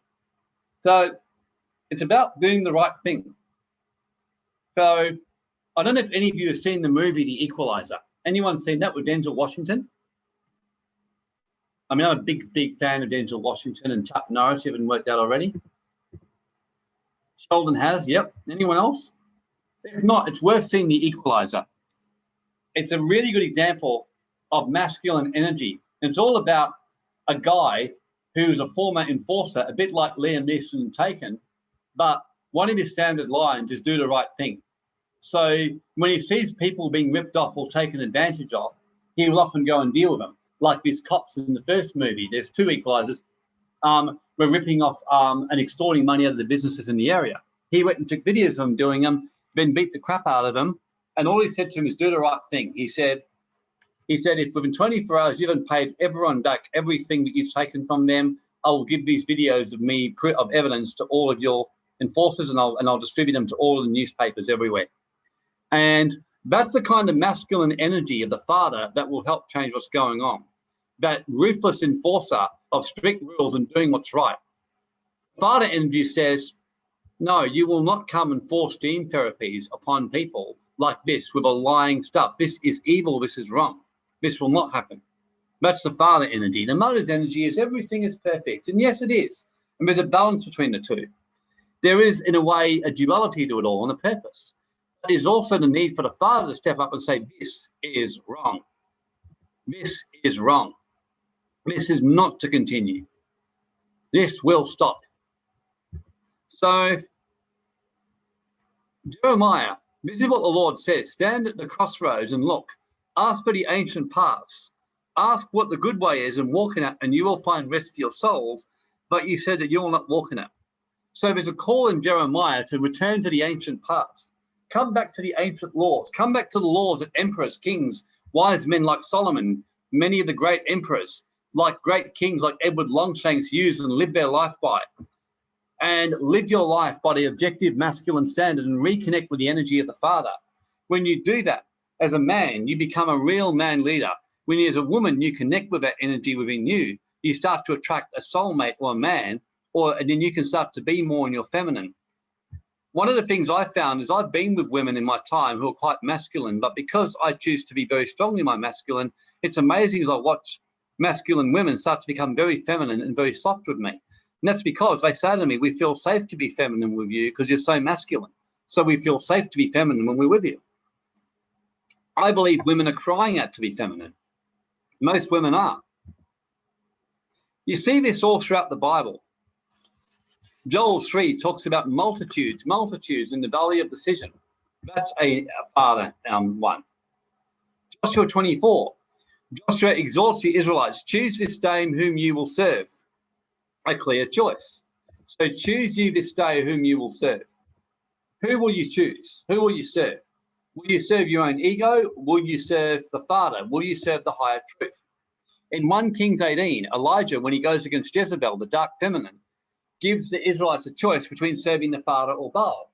a perfect example of the dark feminine, which I grew up with, where Jezebel and the dark feminine and her husband Ahab, who was a nice king. Ahab was a nice king. He let Israel worship whatever God they wanted and do whatever they wanted. If they wanted to have wild orgy sex, do sacrifices, they could do whatever they wanted, as long as they didn't worship the Father. I might add, that's exactly what we see happening today. We're seeing you can be a transgender, you can be a weird thing, you can do whatever you want to do, you can go out and riot in the name of Black Lives Matter, but as soon as you come out in the name of Christ, then suddenly you're an enemy to the state. So at the end of the day, all this is just a takeover of the dark feminine powers, the Jezebel Ahab spirit over the earth. That's all that's happening here. And it's far more evil and dangerous. Some of you who were there 2.5 years ago at our past life workshop that we had, when we remembered an age on the planet where the age of the sorceresses, when the two women, the mother and the daughter, rose up and brought the earth into a nightmare period, like a great inquisition, and a time on the planet of great, great sorrow and horrors for the people. I'm not sure of any of you who do remember that one. I know there's a few of you who were there. I know Alex was there when that happened. I think William was there too when that happened. So this is what happened, and this is what's happening now. The power of the two dark sorceresses, the mother and the daughter, are rising up. We can see that happening. We can see that kind of archetype happening. We see Kamala Harris and the Meghan Markle working together in the US, Hillary Clinton, for example, and Barack Obama, like the Jezebel Ahab archetype. And I'm not saying that they are them, but they are functioning in these archetypes. So Yeshua said, you're either for me or against me. And the law of Moses in Deuteronomy gave 10 commandments. It says, if you follow them, you'll prosper. If not, you come into judgment. Joshua 1 verse 8, which I've already mentioned, says, don't let the book of the law depart from your mouth. You will always be successful and prosperous when you do so. In fact, if you ever read the book of Kings and Chronicles, you will find that when Israel and Judges, whenever Israel followed the law of Moses, they prospered. When they didn't and moved back into that feminine, do what you feel like doing, they came into judgment. And the thing is, in the Western world, we see that today. We see that countries like China, Middle East, and many others, where human rights are non-existent, are non-existent because people are living by their own, be living by their own feeling and by what they want to do, or else by the dark masculine, where you've got the dark masculine, which Megan said is still quite hidden. So yeah, the dark masculine hidden in some parts, and in these countries like China and various others. And then equally, these places where the dark feminine is just absolutely rising up and dominating over the people, like we're seeing start to happen in the Western world. So whereas we were growing up with in places like Australia, England, US, there was the acknowledgement of the power of Christ and the word of God and the higher law. And if you go and actually study any countries that have prospered and had a lot of rights and freedoms, and I was showing this in the underground movement I was in with Dan McLaughlin and many of the common law, it's those who followed the higher law of Moses and the word of God, because they've had a clear standard and a clear righteousness and a clear truth. And countries like that, like England, for example, which got the Bill of Rights in the 1600s, came about because William Penn and many others stepped up and demanded that people be given their freedom of speech, the law of Moses, which actually, by the way, allows freedom of speech. Unlike what many think, the law of Moses is very much about letting people live their lives, choose their community. It's not even about punishing other cultures. It's about living your life within your own culture and letting others live their own within their own. And so that's by and large was the Bill of Rights. That was what our Constitution said. It basically followed Christ, the law of Moses, which is all about putting Almighty God and the higher law first and foremost in a country. And when that happened, the country has prospered and people have had their freedom. Once that breaks down, as we're seeing happen right before our eyes, rights and freedoms break back down. So this is about reconnecting with that divine masculine, with the Father, and restoring the relationship with the Father. And the Book of Kings is one of my books I love reading because it shows both extremes. So you see this in Psalm 45, you love righteousness and hate wickedness. Therefore, God, your God, has anointed you with the oil of gladness above your fellows, or the oil of joy above your companions. Who's noticed that when you're living life entirely by what's truthful to you, that you have a lot of joy? Anyone notice that? Even if it's hard going, who's noticed by speaking your truth and living by your truth, you're feeling more joy in your life, even though it's not always easy? Anyone notice that? That lately, as you've been living by your truth, you feel more joy from doing it. I certainly do. Yep, Steve does, Sheldon, Jody, yes. And who here remembers times in their life where you've compromised your truth to keep your family and everyone else happy and you've been miserable? Your family may have loved you, but you have been miserable. Anyone here relate to that? Yeah, Alex, Mark, yes. I can remember when I tried to compromise my beliefs years ago to get my mother back on side of my family, and they loved me and they were saying how balanced I'd become, and I hated myself. I was miserable. I know when my mum's upset with what I'm doing, I'm usually on track. That's one thing I've learnt. It's a good rule of thumb for me when my mum doesn't understand me, but shows me I'm on track. So I can remember in my business, I compromised my truth because a lot of people getting upset with me, calling the ATO and the government a bunch of greedy, gold-digging scumbags. I started my business teaching all that and we exploded. But I had a lot of people criticizing me and saying my marketing was very negative. So I stopped doing it for a year and my business dropped right off. I then realized I'd lost my wow factor, went back to it, upset people again, but our business grew again. So connecting with the masculine is doing what is right because it is right thing to do, either by you or by the higher truth.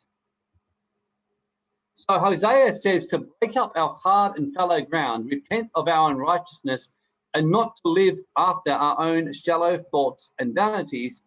And again, it's very masculine about taking action. Jeremiah 29 talks about 70 years of captivity for disobedience for God's laws, to the higher masculine, for breaking down the law of Moses and just doing whatever they felt like doing when they felt like.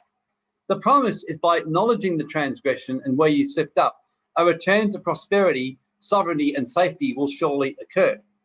And keep in mind that what this is really talking about is that acknowledging the transgression would be simply as in my stage, I acknowledged recently that I'd lost my masculine connection with our business.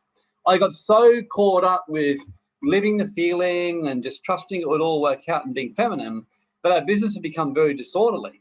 So for me, it was acknowledging this transgression, returning back to being the leader in the business, to really guiding the development structure, cracking the standards, toughening up, cracking the whip when things weren't moving in direction with how we wanted it to go, toughening the rules, firing staff or moving staff out who weren't working.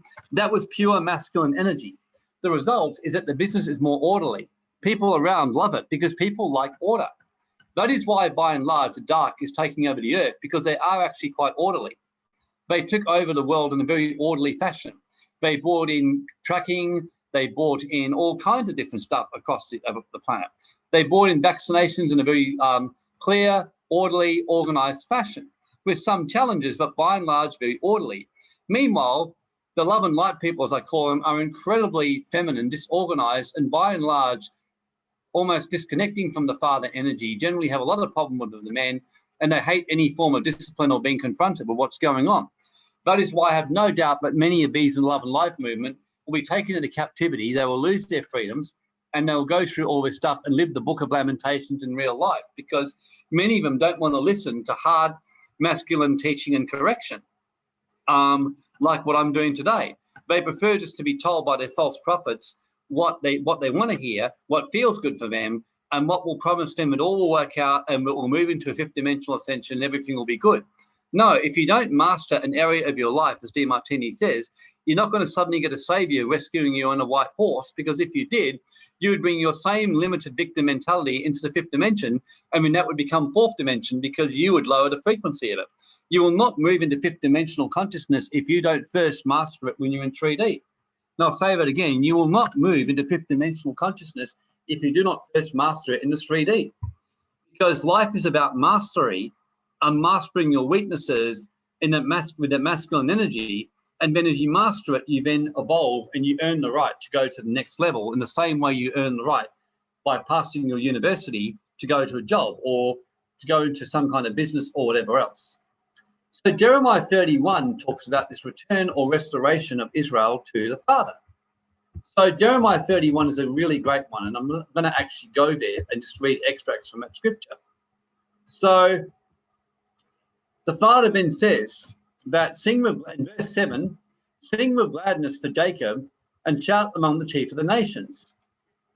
Behold, I will bring them from the north country. I will gather them from the ends of the earth, and with them the blind and the lame. A great company shall return.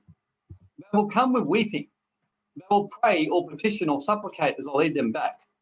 I will cause them to walk by the rivers of waters in a straight way, where they will not stumble. I am a father to Israel, and Ephraim is my firstborn. And then it goes on here, further on, verse 12, they will come and sing in the height of Zion and flow together to the goodness of the Lord. So there's a great promise here of Israel, the indigos being redeemed and coming into pure sovereignty, coming into prosperity, coming into abundance, no longer having taxmen and taxwomen stealing their money off them whenever they felt like it, not letting governments steal your wealth off you, but you will live with prosperity, live with abundance with your heart, your soul, your spirit, your third eye, and your financial area. And then there's a promise you'll rejoice and dance because of your purity of heart. You will enter into pure joy. But then if you go here and ask yourself, does this mean this will magically happen in my life? No, it won't. Verse 18 shows the Father energy. This is where the Father comes in. I have heard Ephraim bemoaning himself. You have chastised me or disciplined me, and I was disciplined. Just like a bull who hated the yoke of discipline, restore me and I will be returned, for you are the Lord of my God. Surely after I turned around, in other words, I did a metanoia, repentance, 180-degree turn, I repented. After I was instructed, I smote myself upon my thigh. I was ashamed, even confounded, because I bore the reproach of my youth. In verse 21, set yourself up landmarks, make ye high heaps, set your heart towards the highway, even the way where you came from. Turn again, O Virgin of Israel, turn again to these cities. In other words, this is a call from the Father saying, turn back to the right way. Turn back to that masculine standard of what's right. Follow your path because it's the right thing to do. Do these things in your life because it is the right thing to do. You will not magically go into fifth dimensional ascension. You will not magically become rich through cryptos. You will not magically turn the earth around and suddenly one day wake up and vaccinations will be all over. You must turn your heart towards the highway. You must turn again to these cities. You must do this. And in verse 22 says, how long would you go about, O backsliding daughter? And here's a profound statement. The Lord has created a new thing in the earth, a woman shall compass a man. In other words, the higher priestess, divine feminine energy will step up and surround the men to nurture them and help the men step back into their masculine authority and power. And the women know this. The men have got no chance without you. They don't. Without you, many of the greatest men on earth will attribute it to an amazing woman in their life. The men of this planet are the ones that many of you who evolved women know, but if the men don't step up, the planet is doomed. Yvonne said to me the other day, she goes, I am craving the divine masculine to find their balls. She goes, I love what you're doing, Warren. I see the divine masculine, the spirit of Enoch rising in you, the sword to go after these people, because these people are hurting humanity and they must die. She said this to me. They deserve to be punished. She goes, they deserve to have horrible things happen to their bodies. They deserve to be violently ill and sick, those who seek to push fast gene therapies upon innocent people. They deserve horrible suffering. They deserve to die. They deserve to suffer. And that's what I love her about. She's a feminine woman. But like she said to me, I see how the divine men must step up. That's why she said, I'm supporting you, Warren. I'm here to hold you and the men that are willing to step up and own your dark side and be men and rise up against these motherfuckers and take them head on. And I was like, wow, I didn't know Yvonne would speak like that, but she did. And I think that many of you women are screaming for that. I know Grace says this to me. Come on, men, step up, get your balls back.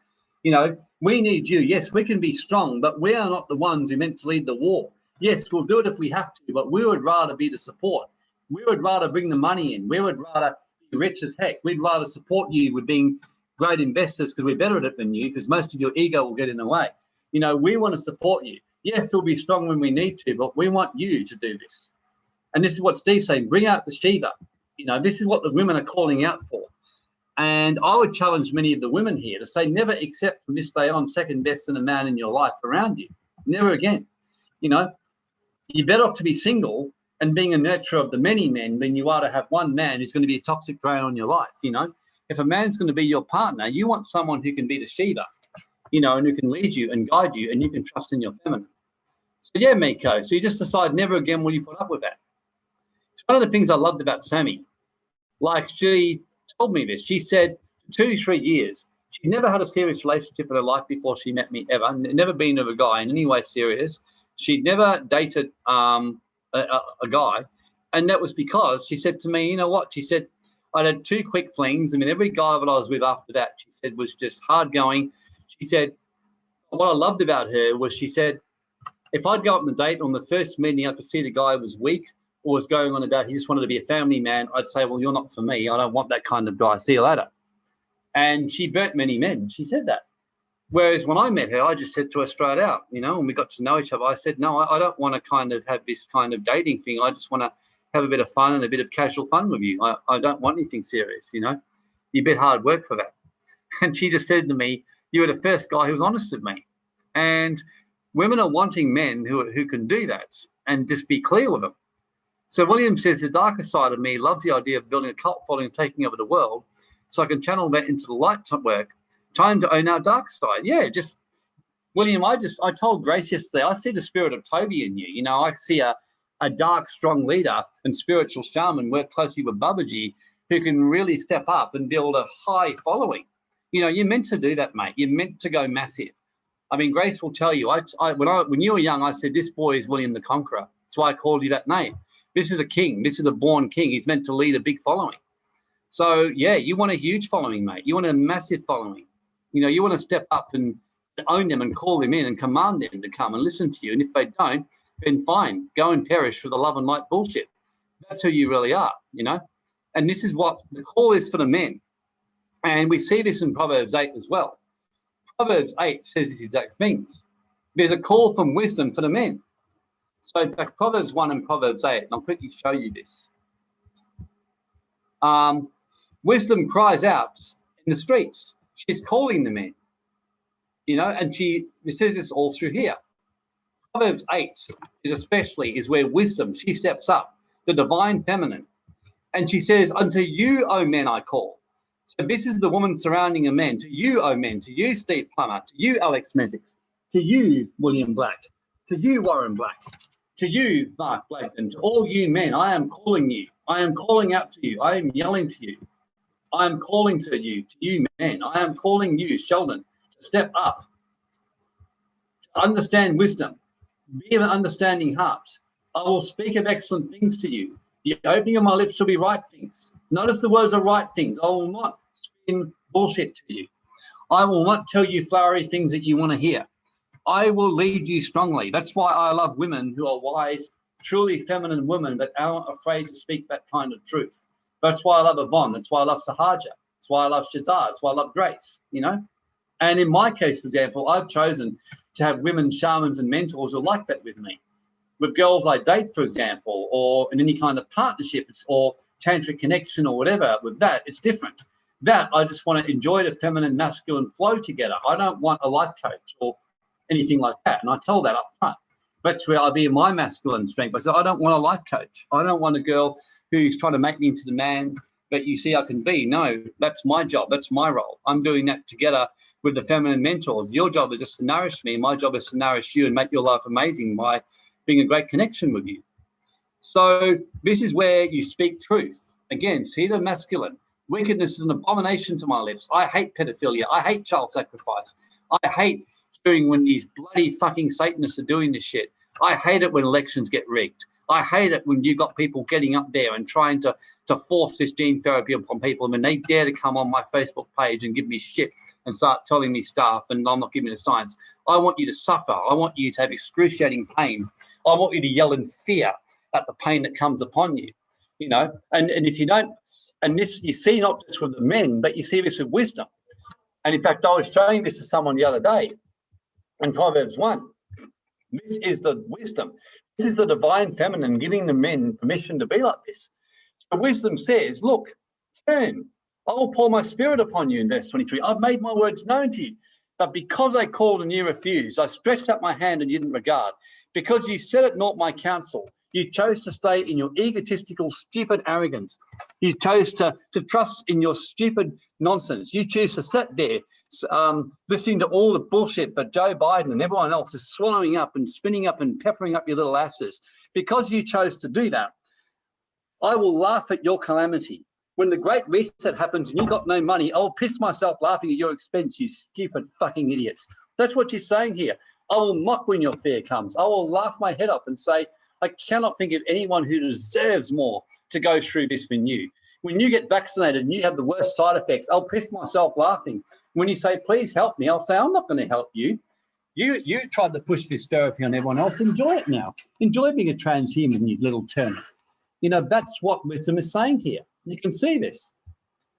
I'll laugh at your calamity. In fact, not only that, when your fear comes, when you're desolate, when you're now abandoned, when you're in pain, when your destruction comes as a whirlwind, when you're now in high levels of distress and anguish, when you're in fear, then you'll be calling upon me, praying to listen to me, but it'll be too late. I won't be listening to you.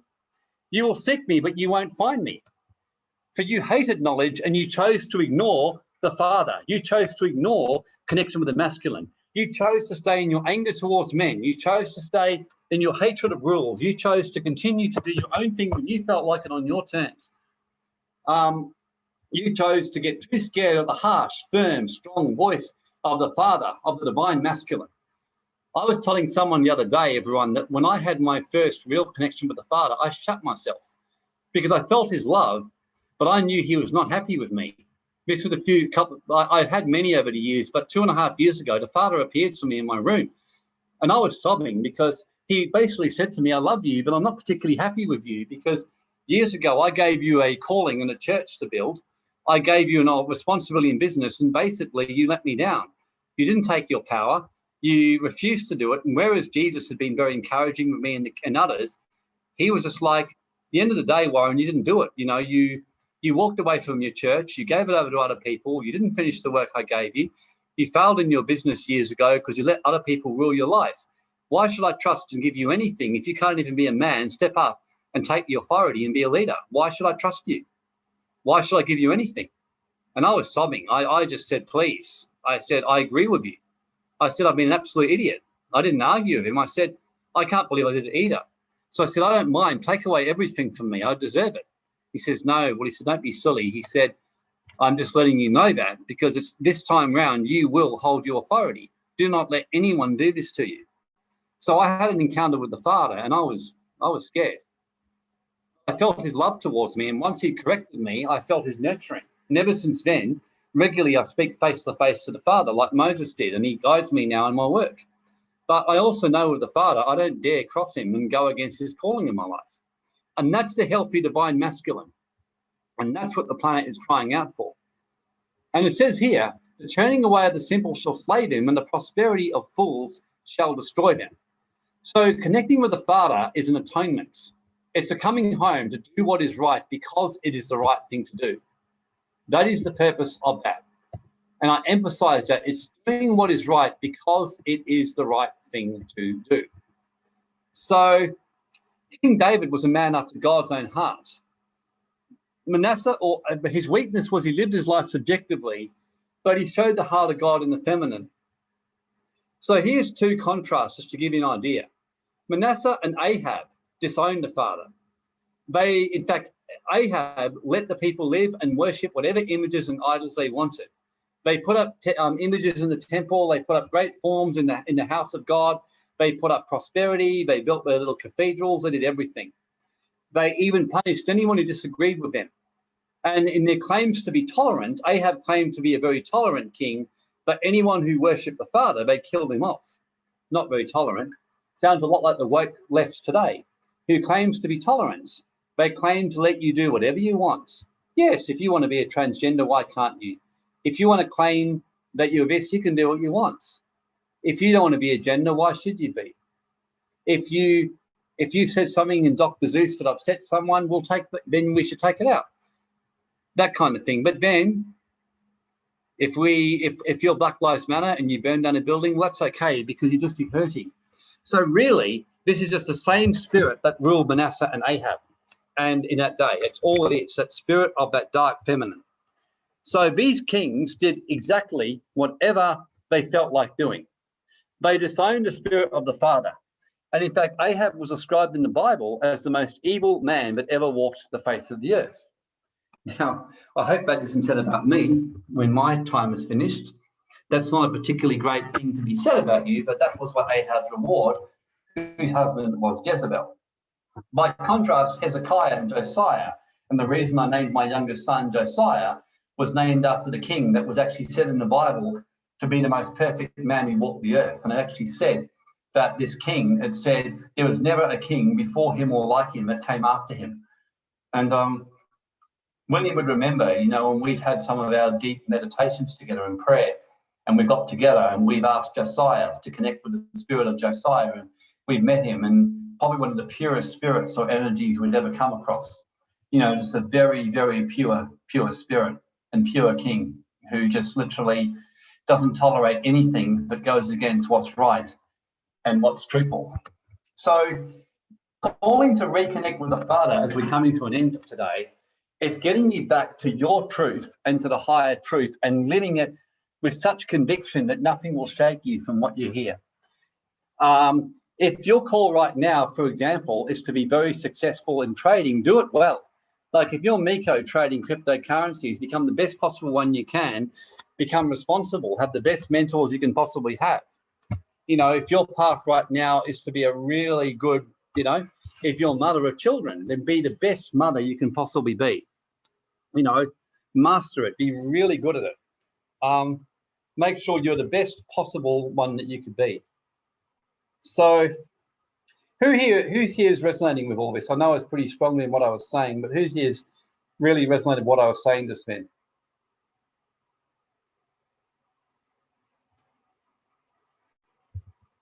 Steve did, yeah. I mean, if you think about it, why did people love Donald Trump so much? Because this was a man who was not afraid to be a man. I mean, Donald Trump, no fear about being his divine masculine. You know, Donald Trump was a very good example of the divine masculine in place. A man who knew his purpose, he knew why he was here, he knew who he was against, and he was not afraid to stay in his truth. He never apologized for who he was for a moment.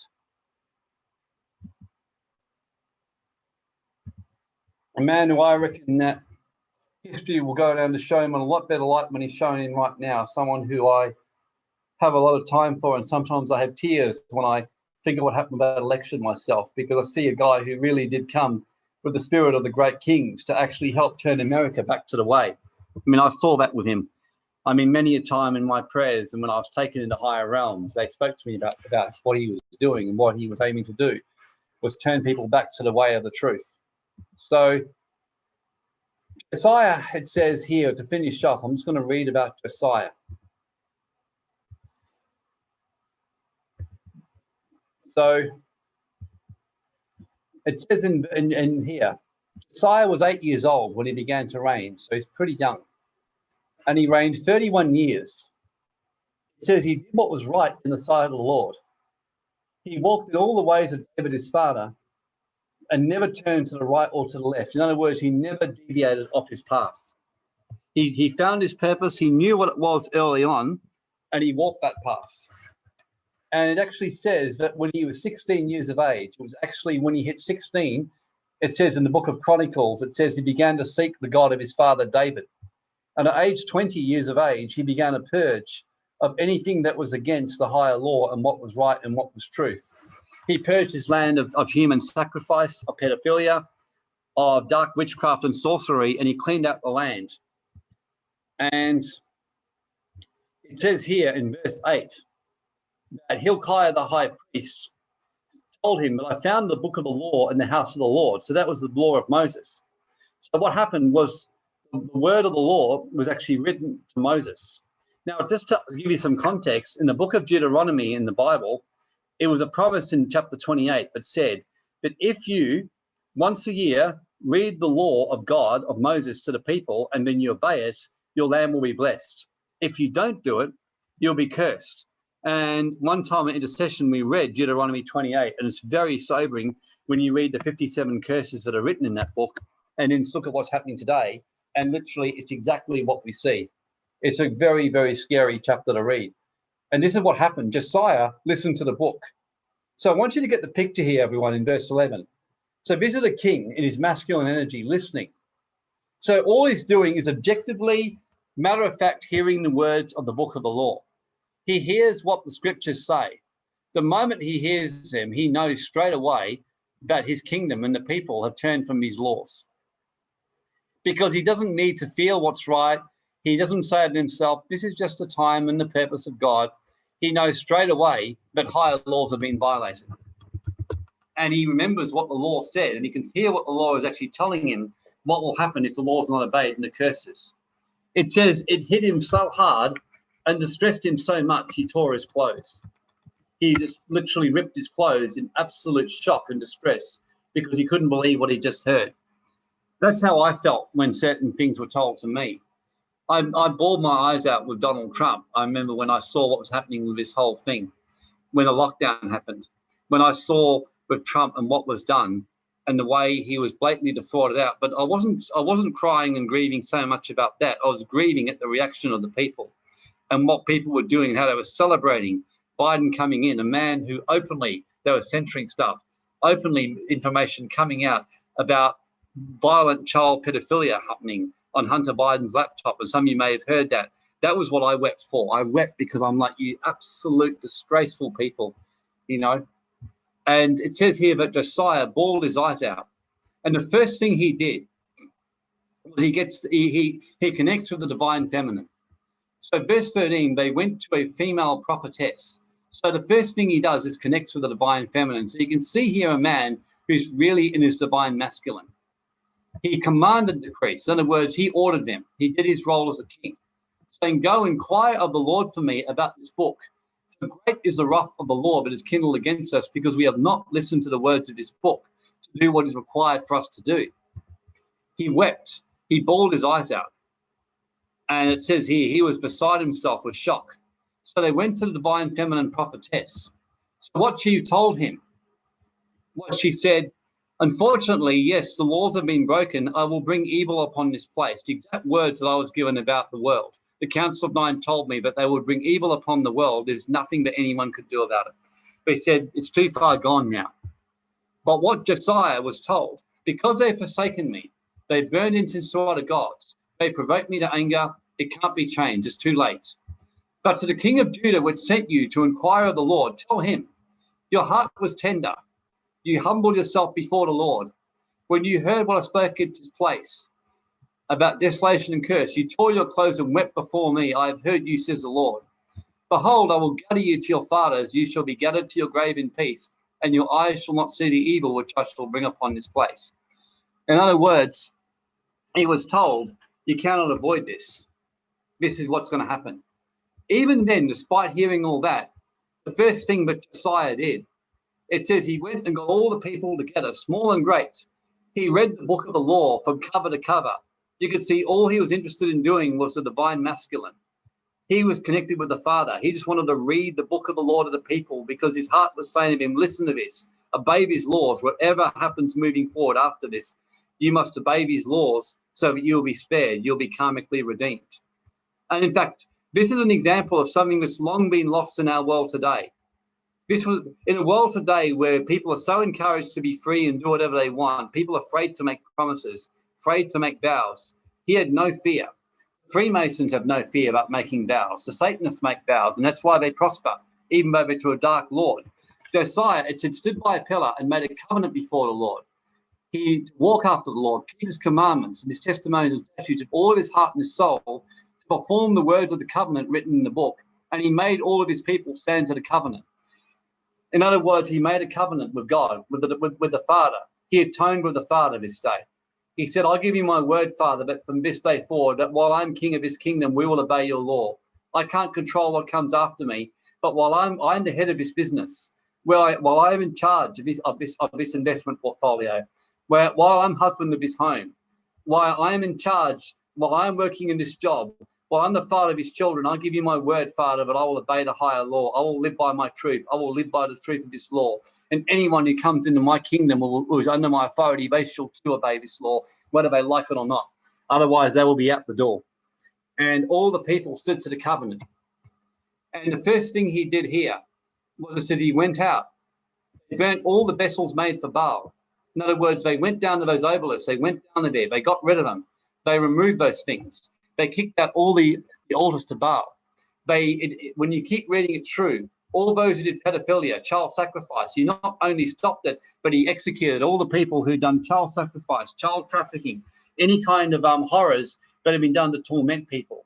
Those who brought in false worship, in other words, where they got the people caught up in worshipping gods rather than following, as the Hindus teach, about the ineffable Brahma, going back to the one. Anyone who'd made idols and serving images and lower forms of energy, he stamped it down. He cut down everything down and broke down everything down. And on top of that, when you read the first chapter, he actually went ahead and called in all the money back into the house to build the temple of God. In other words, he called in finances.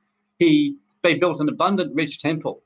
In fact, I read the history books about the reign of Josiah, and they say it was an unparalleled time, just about. The prosperity in the kingdom was almost hard to fathom. It was a very prosperous kingdom. The people were immensely happy. The prophets of the Lord, like Jeremiah, had full access to the king anytime they wanted. In fact, that's why it says in 2 Chronicles 36 that Jeremiah lamented when Josiah died. It says he sobbed for days because he knew what was coming. When Josiah was king, he and all the other prophets were honored. All the people who lived for truth were treated as honored people. They had instant access to the king's chambers. The king gave an open hearing that people could come anytime they wanted to and raise important issues of justice with him, and he'd listen to them. It was a kingdom of high order and strength and structure, but yet a king who would listen to his people.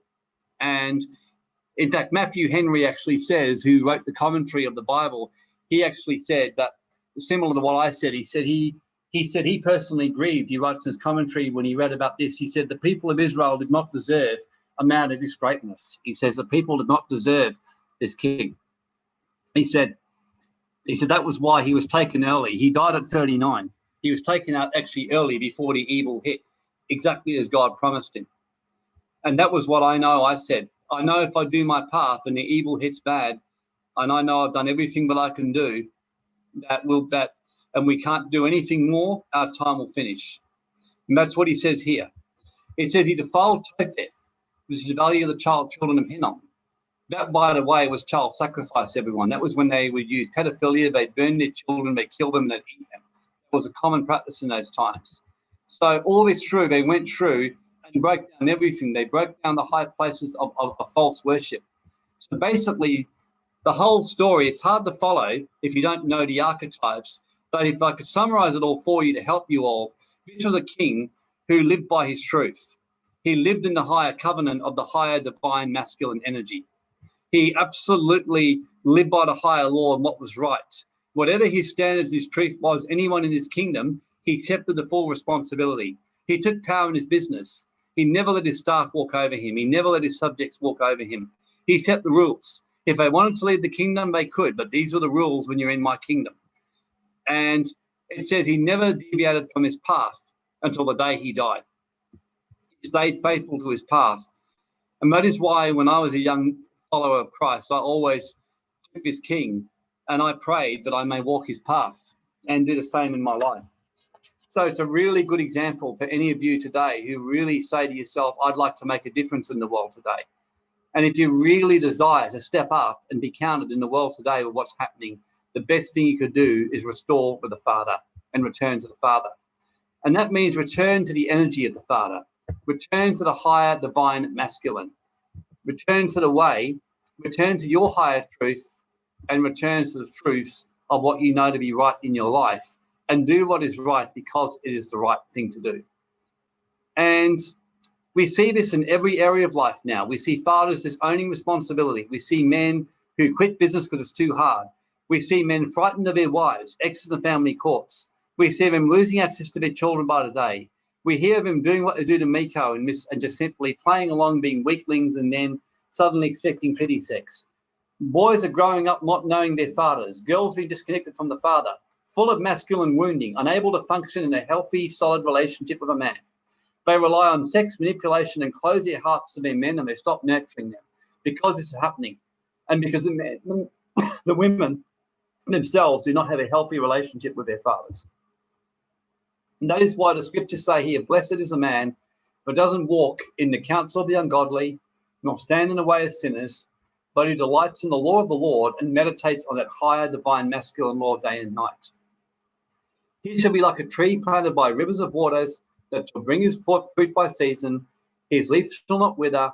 Whatever he does shall prosper. Understand, as Charles Finney says, this is the promise of God for you today. When you connect with the Father, this is his promise to you. Your life will prosper. Everything you touch will prosper. Your finances, your relationship. For those of you who are women who are desiring a soulmate, you will find the best man. He will come to you because you will be the best woman.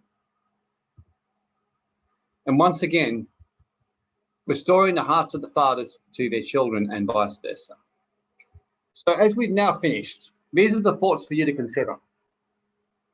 What was your relationship with your earthly father like, and how has it affected your concept of relationship with the Heavenly Father?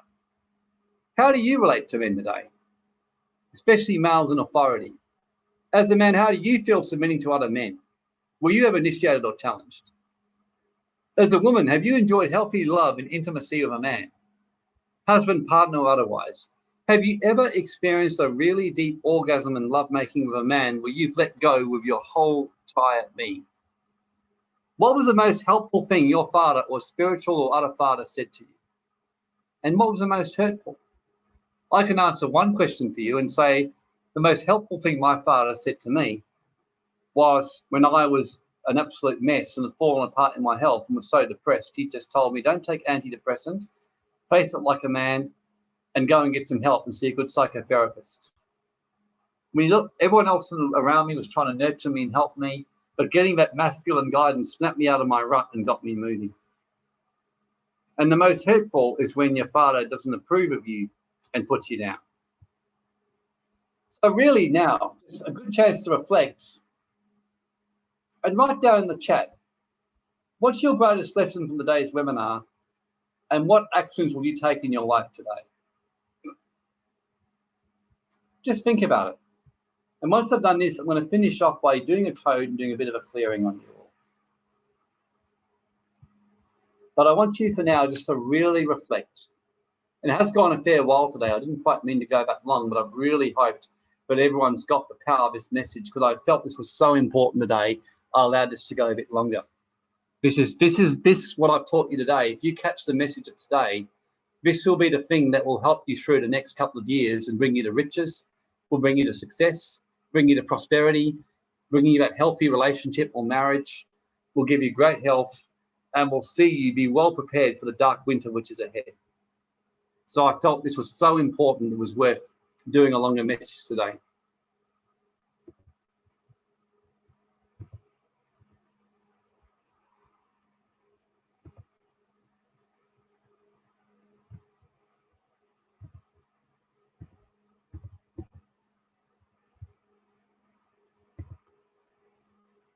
Grace is on fire. Thank you, Grace. Steve, reflecting on my relationship with my father and kids is a lesson.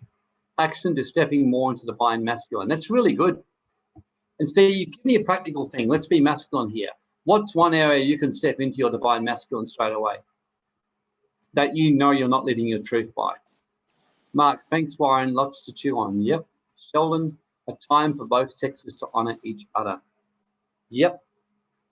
Jody, bring up the feminine in myself and move away from people who don't belong in my life. Yeah, it's great. Love it. Like I said, I think this is an awesome group. Megan, you've come at the right time. Seems like you fit right in. Well, hopefully you might think we're a bunch of fruitcakes or you love it, one of the two.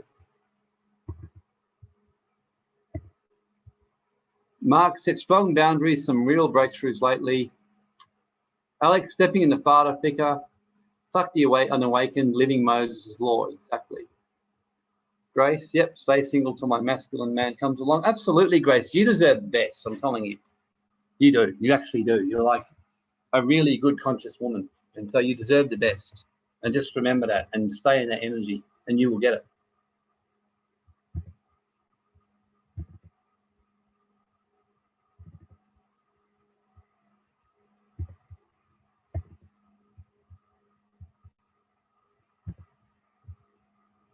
You both do. Oh, thank you, Mark.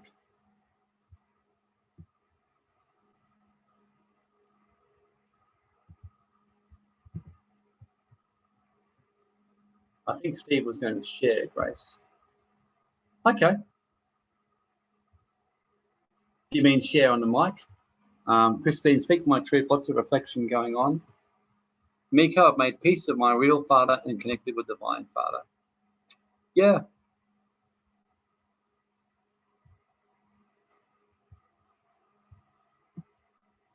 Yeah, so I now have clarity about the divine masculine. I realized my late husband was divine masculine. I have the standard for a future relationship. Megan, that's great. I want men to feel empowered to be truthful as well as caring, so that strong action is sometimes the most loving thing, as you mentioned at the beginning. Yeah, absolutely.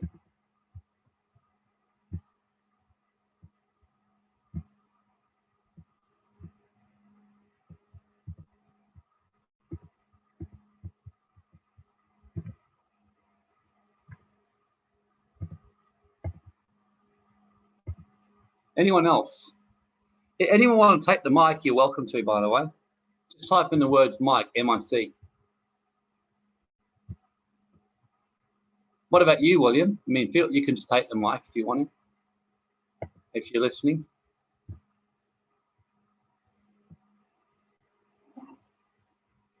Well, not much for me really, besides the dark side. Yeah. Yeah, Well, I need that. well, not seeing it, more like not seeing it as a bad thing and not trying to suppress it, but rather own it and use it for your purpose instead of like pretty much letting it take over. Yep.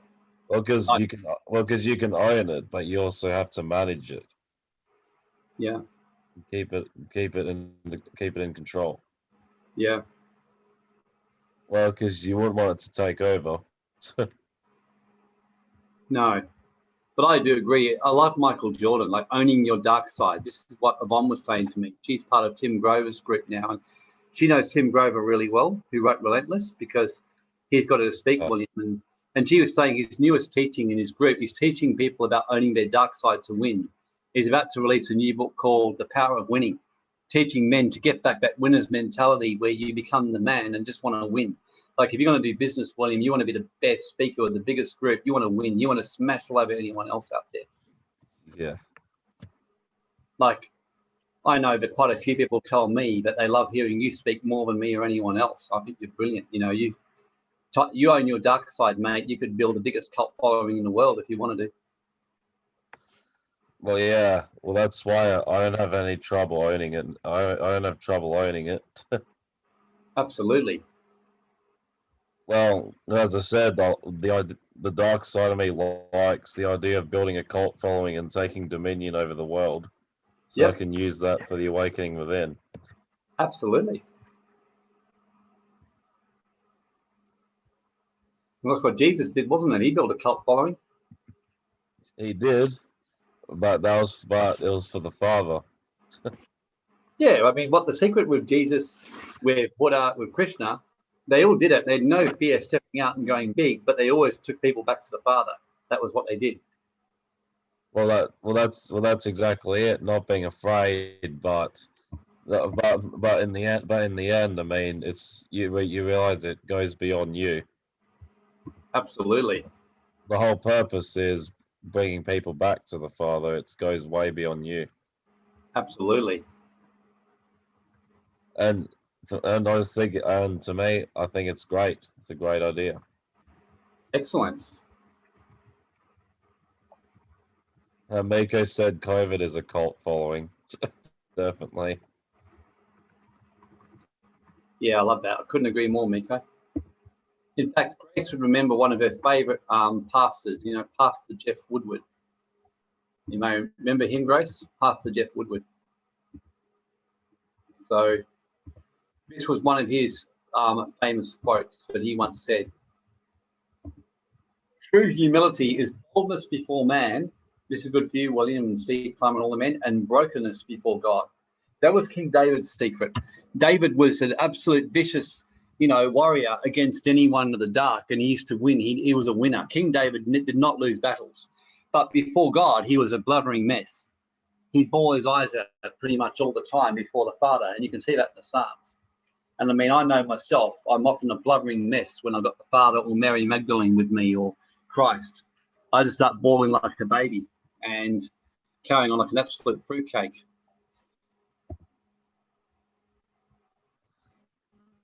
Megan, many people can connect with dark before light. Yeah. So, Well, yeah, because I actually do remember the Psalms being like that. David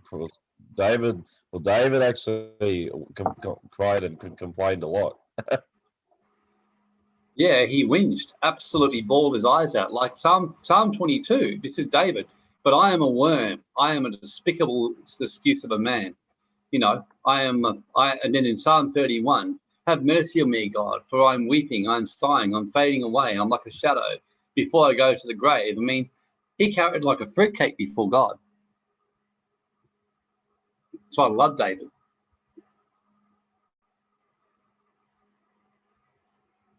King David was expressive, but yet you see him on the battlefield. He never lost his battles because he would actually do what the kings would do. He was a wise king. He would use his Urim and Thummim, or his I Ching, whatever he used. And many believe the I Ching is very similar to the Urim and Thummim. Got direction. Do I go ahead and do I take on this army? And he would get wisdom and get direction. So he was a wise king. And Steve says this is powerful. Yeah, it's very powerful, isn't it, Steve? Boldness before man, brokenness before God. That's true humility.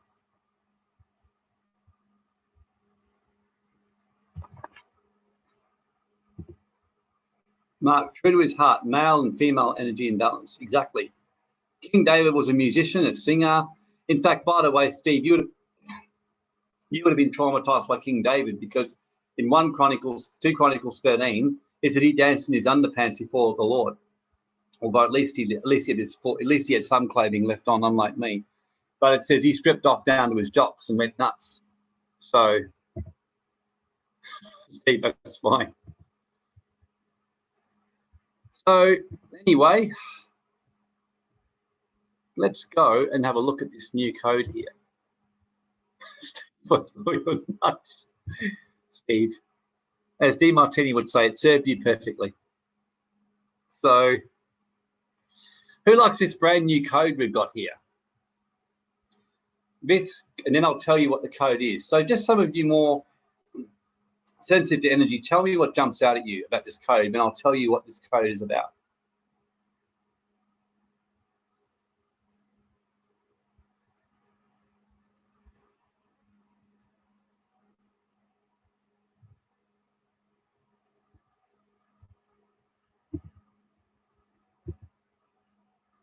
Who likes this code?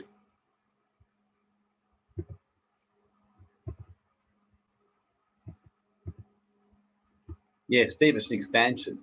For me, what a beauty. Yeah, isn't it amazing? I'll tell you what it is in a minute.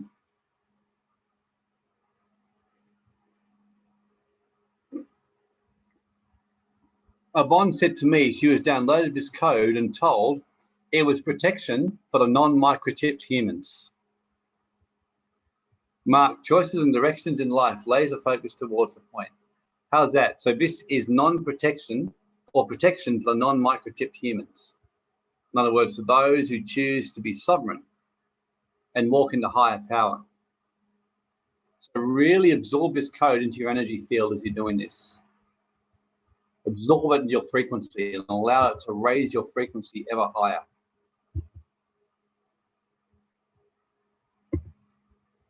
Sheldon, wow, absolutely. Isn't it great, Sheldon? This is to give you power over the beast, over artificial intelligence.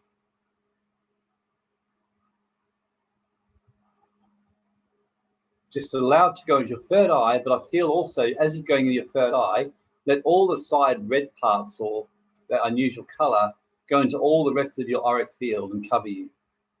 Completely cover and cleanse your auric field. And just allow this to cleanse, heal, clean out, release, and restore your auric field.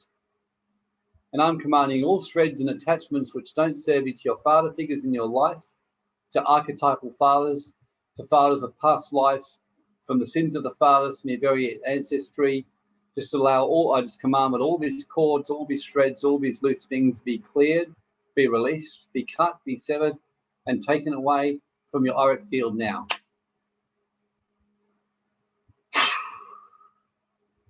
Woo! I saw like a little gate door open in the top of the code, and all this stuff went through, like a sword went straight through. So I just saw that open up. So it's like people's third eyes opening a bit more. It's giving you like a warrior breastplate and a helmet.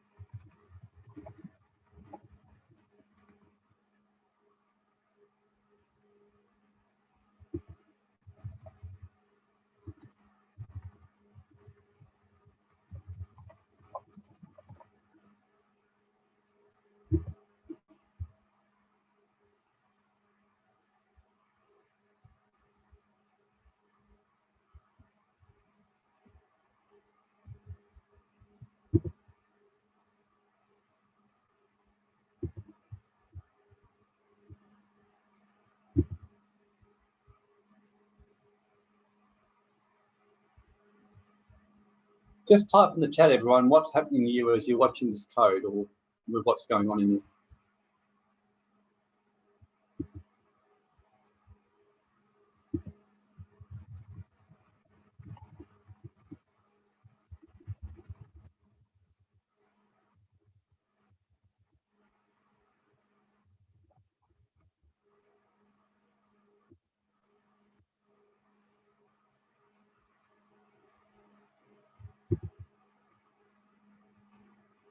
For me, it feels like a vacuum cleaner cleaning my auric field.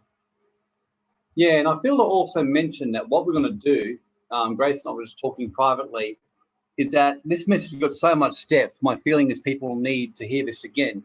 So what I've told Grace is, why don't I come to Journey Within tomorrow night, which Grace runs, which is like 5 o'clock Perth time, and actually do this. So Within Without, sorry, it's called now. So Sheldon Crown Chakra. Yep. Yeah, Crown Chakra definitely being activated. So yeah, we've got to Within Without. This way we can go through this a bit and take questions and really help cleanse and integrate some of this, because everyone's got father figure issues in their life, and this is going to help people a lot to restore with the father. Alex, see the red bits pulsing in the brightness. Wonderful. Yep. And there is an amazing code.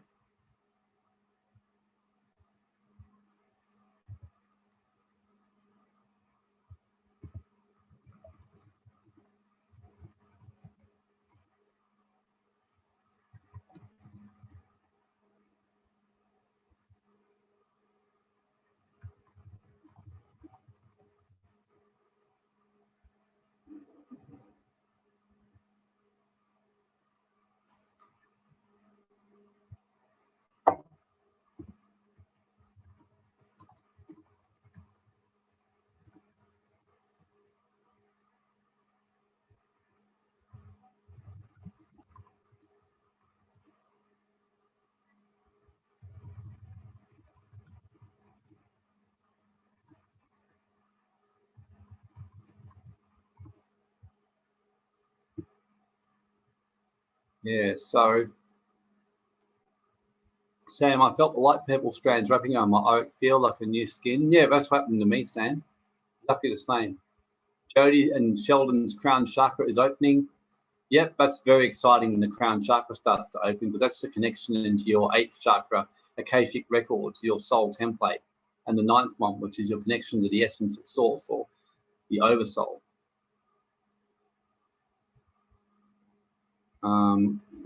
Christine, lots of pressing my head in tears. Yeah, wow. So yeah, everyone. So Mark's third eye is burning. For me, to crying as I'm remembering my father. Yeah. It's beautiful when you start to connect with your father, isn't it, for me to? I'm thinking of my father very fondly at the moment. Steve's third eye is pulsing. Yeah, look, this is opening up the third eye. I'm seeing silver droplets because this is what happened to me with Yvonne. Silver droplets started coming out of my third eye, and I see at least 3 of you. It's like 4 I'm getting. I actually got droplets coming out of your third eye right now.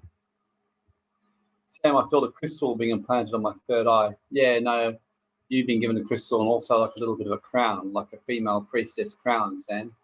And I can see it like a crystal and a jewel, and like it says in Malachi 3, I'll make you my jewel. That's what I'm seeing. Or like a royal diadem in Isaiah 62, and I see silver droplets coming out of your head. And I see a scepter being put in your hand too, Sam, of authority, like of a royal priestess authority. So there were women given that scepter of the sacred priestess. So you've been really given it in the divine feminine power, in the energy of the queen is what I'm being told. Because the queen is like the feminine version of the divine masculine. It's feminine, but by and large leads with a sense of masculine energy. I see you've been given that authority to lead and have that scepter in your hand.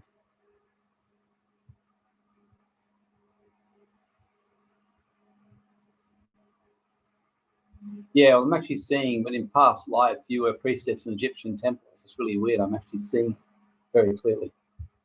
See you like in an Egyptian temple and like with the elongated skulls and some people, and you've actually got that kind of authority and that wisdom that's been given to you and being given to you now. So definitely been a priestess in past lives at some stage. So I don't know if you've ever felt a connection with Egyptian temples or anything, but I can certainly see it. For me, there's something going on in my third eye. Yep. Interesting how they work. Sam saw that when I was in a session with Robert Coleman. Oh, wow. Yeah, I didn't even know that. I'm seeing it clearly. The words I'm hearing, Sam, is great leader, great teacher. It's what you're meant to be. That's what you've been moving into. I've just got my bubble going away too. This is kind of speeding things up and shifting the energy even further.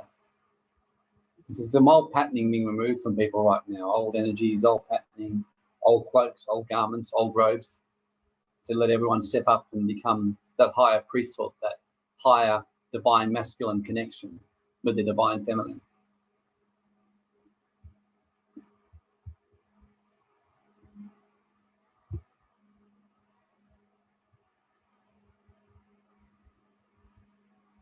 Amita's got something going on in my third eye. Yeah, interesting how many people having it happen to them.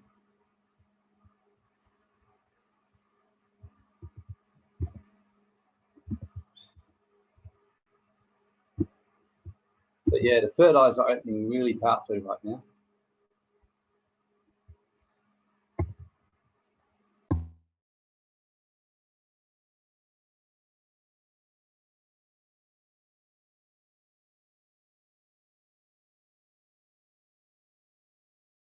Sam, I woke up this morning with big pain in the third eye and center at the top of my head. Yeah, it's interesting. Don't be surprised, Sam, if you start to awaken more and start to remember more and more of your lifetimes. That's what I'm feeling.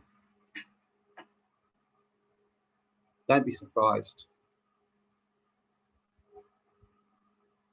That's why you've been getting led more to step up in business and even what you're doing and how you stepped in and helping myself out with intercession and with the awakening within and that kind of stuff, because you're having an awakening happening, an authority awakening happening in you right now. That's what I'm seeing. For me, I'm in the process of forgiving my father. Yeah. John D. Martini says forgiveness is thank you for giving me this experience. That's true forgiveness. Like, thank you for giving me that experience. So me forgiving my mum is thank you, Mum, for giving me that experience of being that control freak and what you did, because it helped me find the control freak in me. It helped me own that my dark side in me, which I've been trying to run from. Thank you for being an absolute nagger of me all the time and nagging my father, because it helped me find the divine masculine in me and that nagger in me that's there but likes to push and get things done. That's a little bit of a hint for true forgiveness. Thank you for awakening my own dark side in me and helping me find in me who I really am.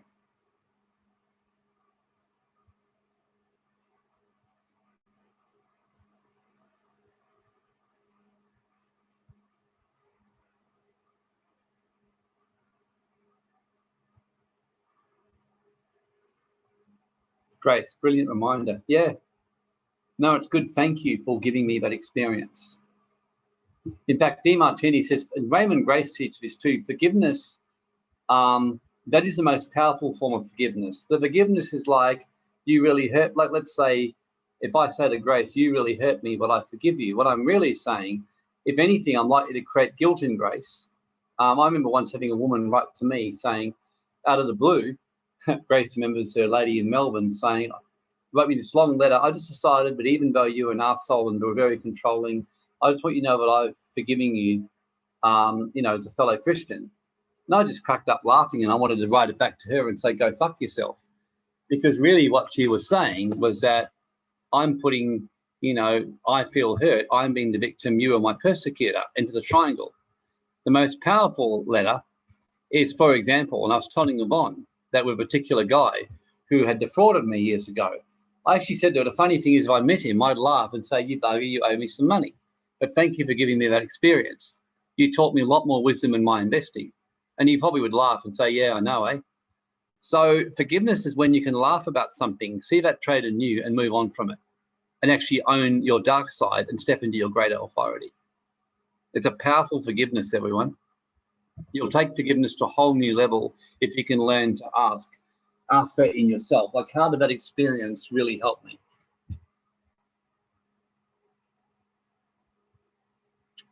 Okay, any final comments before we end? Anyone got anything to say?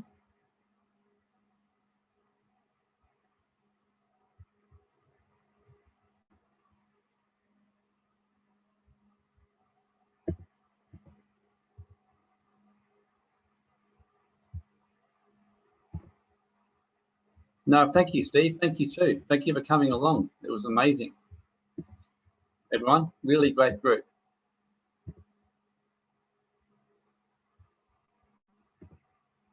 Thank you, Jody. Thank you, Sheldon. Mark, some strong growth as always really helps as well. For me, to my father, had asked for forgiveness once before. This time I did it. Thank you. Yeah, thank you too, for me. I'm really glad to hear it. I can feel you let go of that. Your most healing thing when you restore with the Father. And that's what I would really pray today, that this starts to happen, this process begins. And for those who come to within without tomorrow, well, we'll continue it a bit further, Grace and I, and let Grace bring in her amazing gifts to be able to turn it into practical action, which is where she's really great. I feel, Grace, that would be really valuable for you to even take people up on a whole journey about restoring with the masculine from your own experience as well tomorrow and other days. Christine, it brought up a lot of stuff for me. Miko, thank you. So thank you, everyone. And I will see you all next week.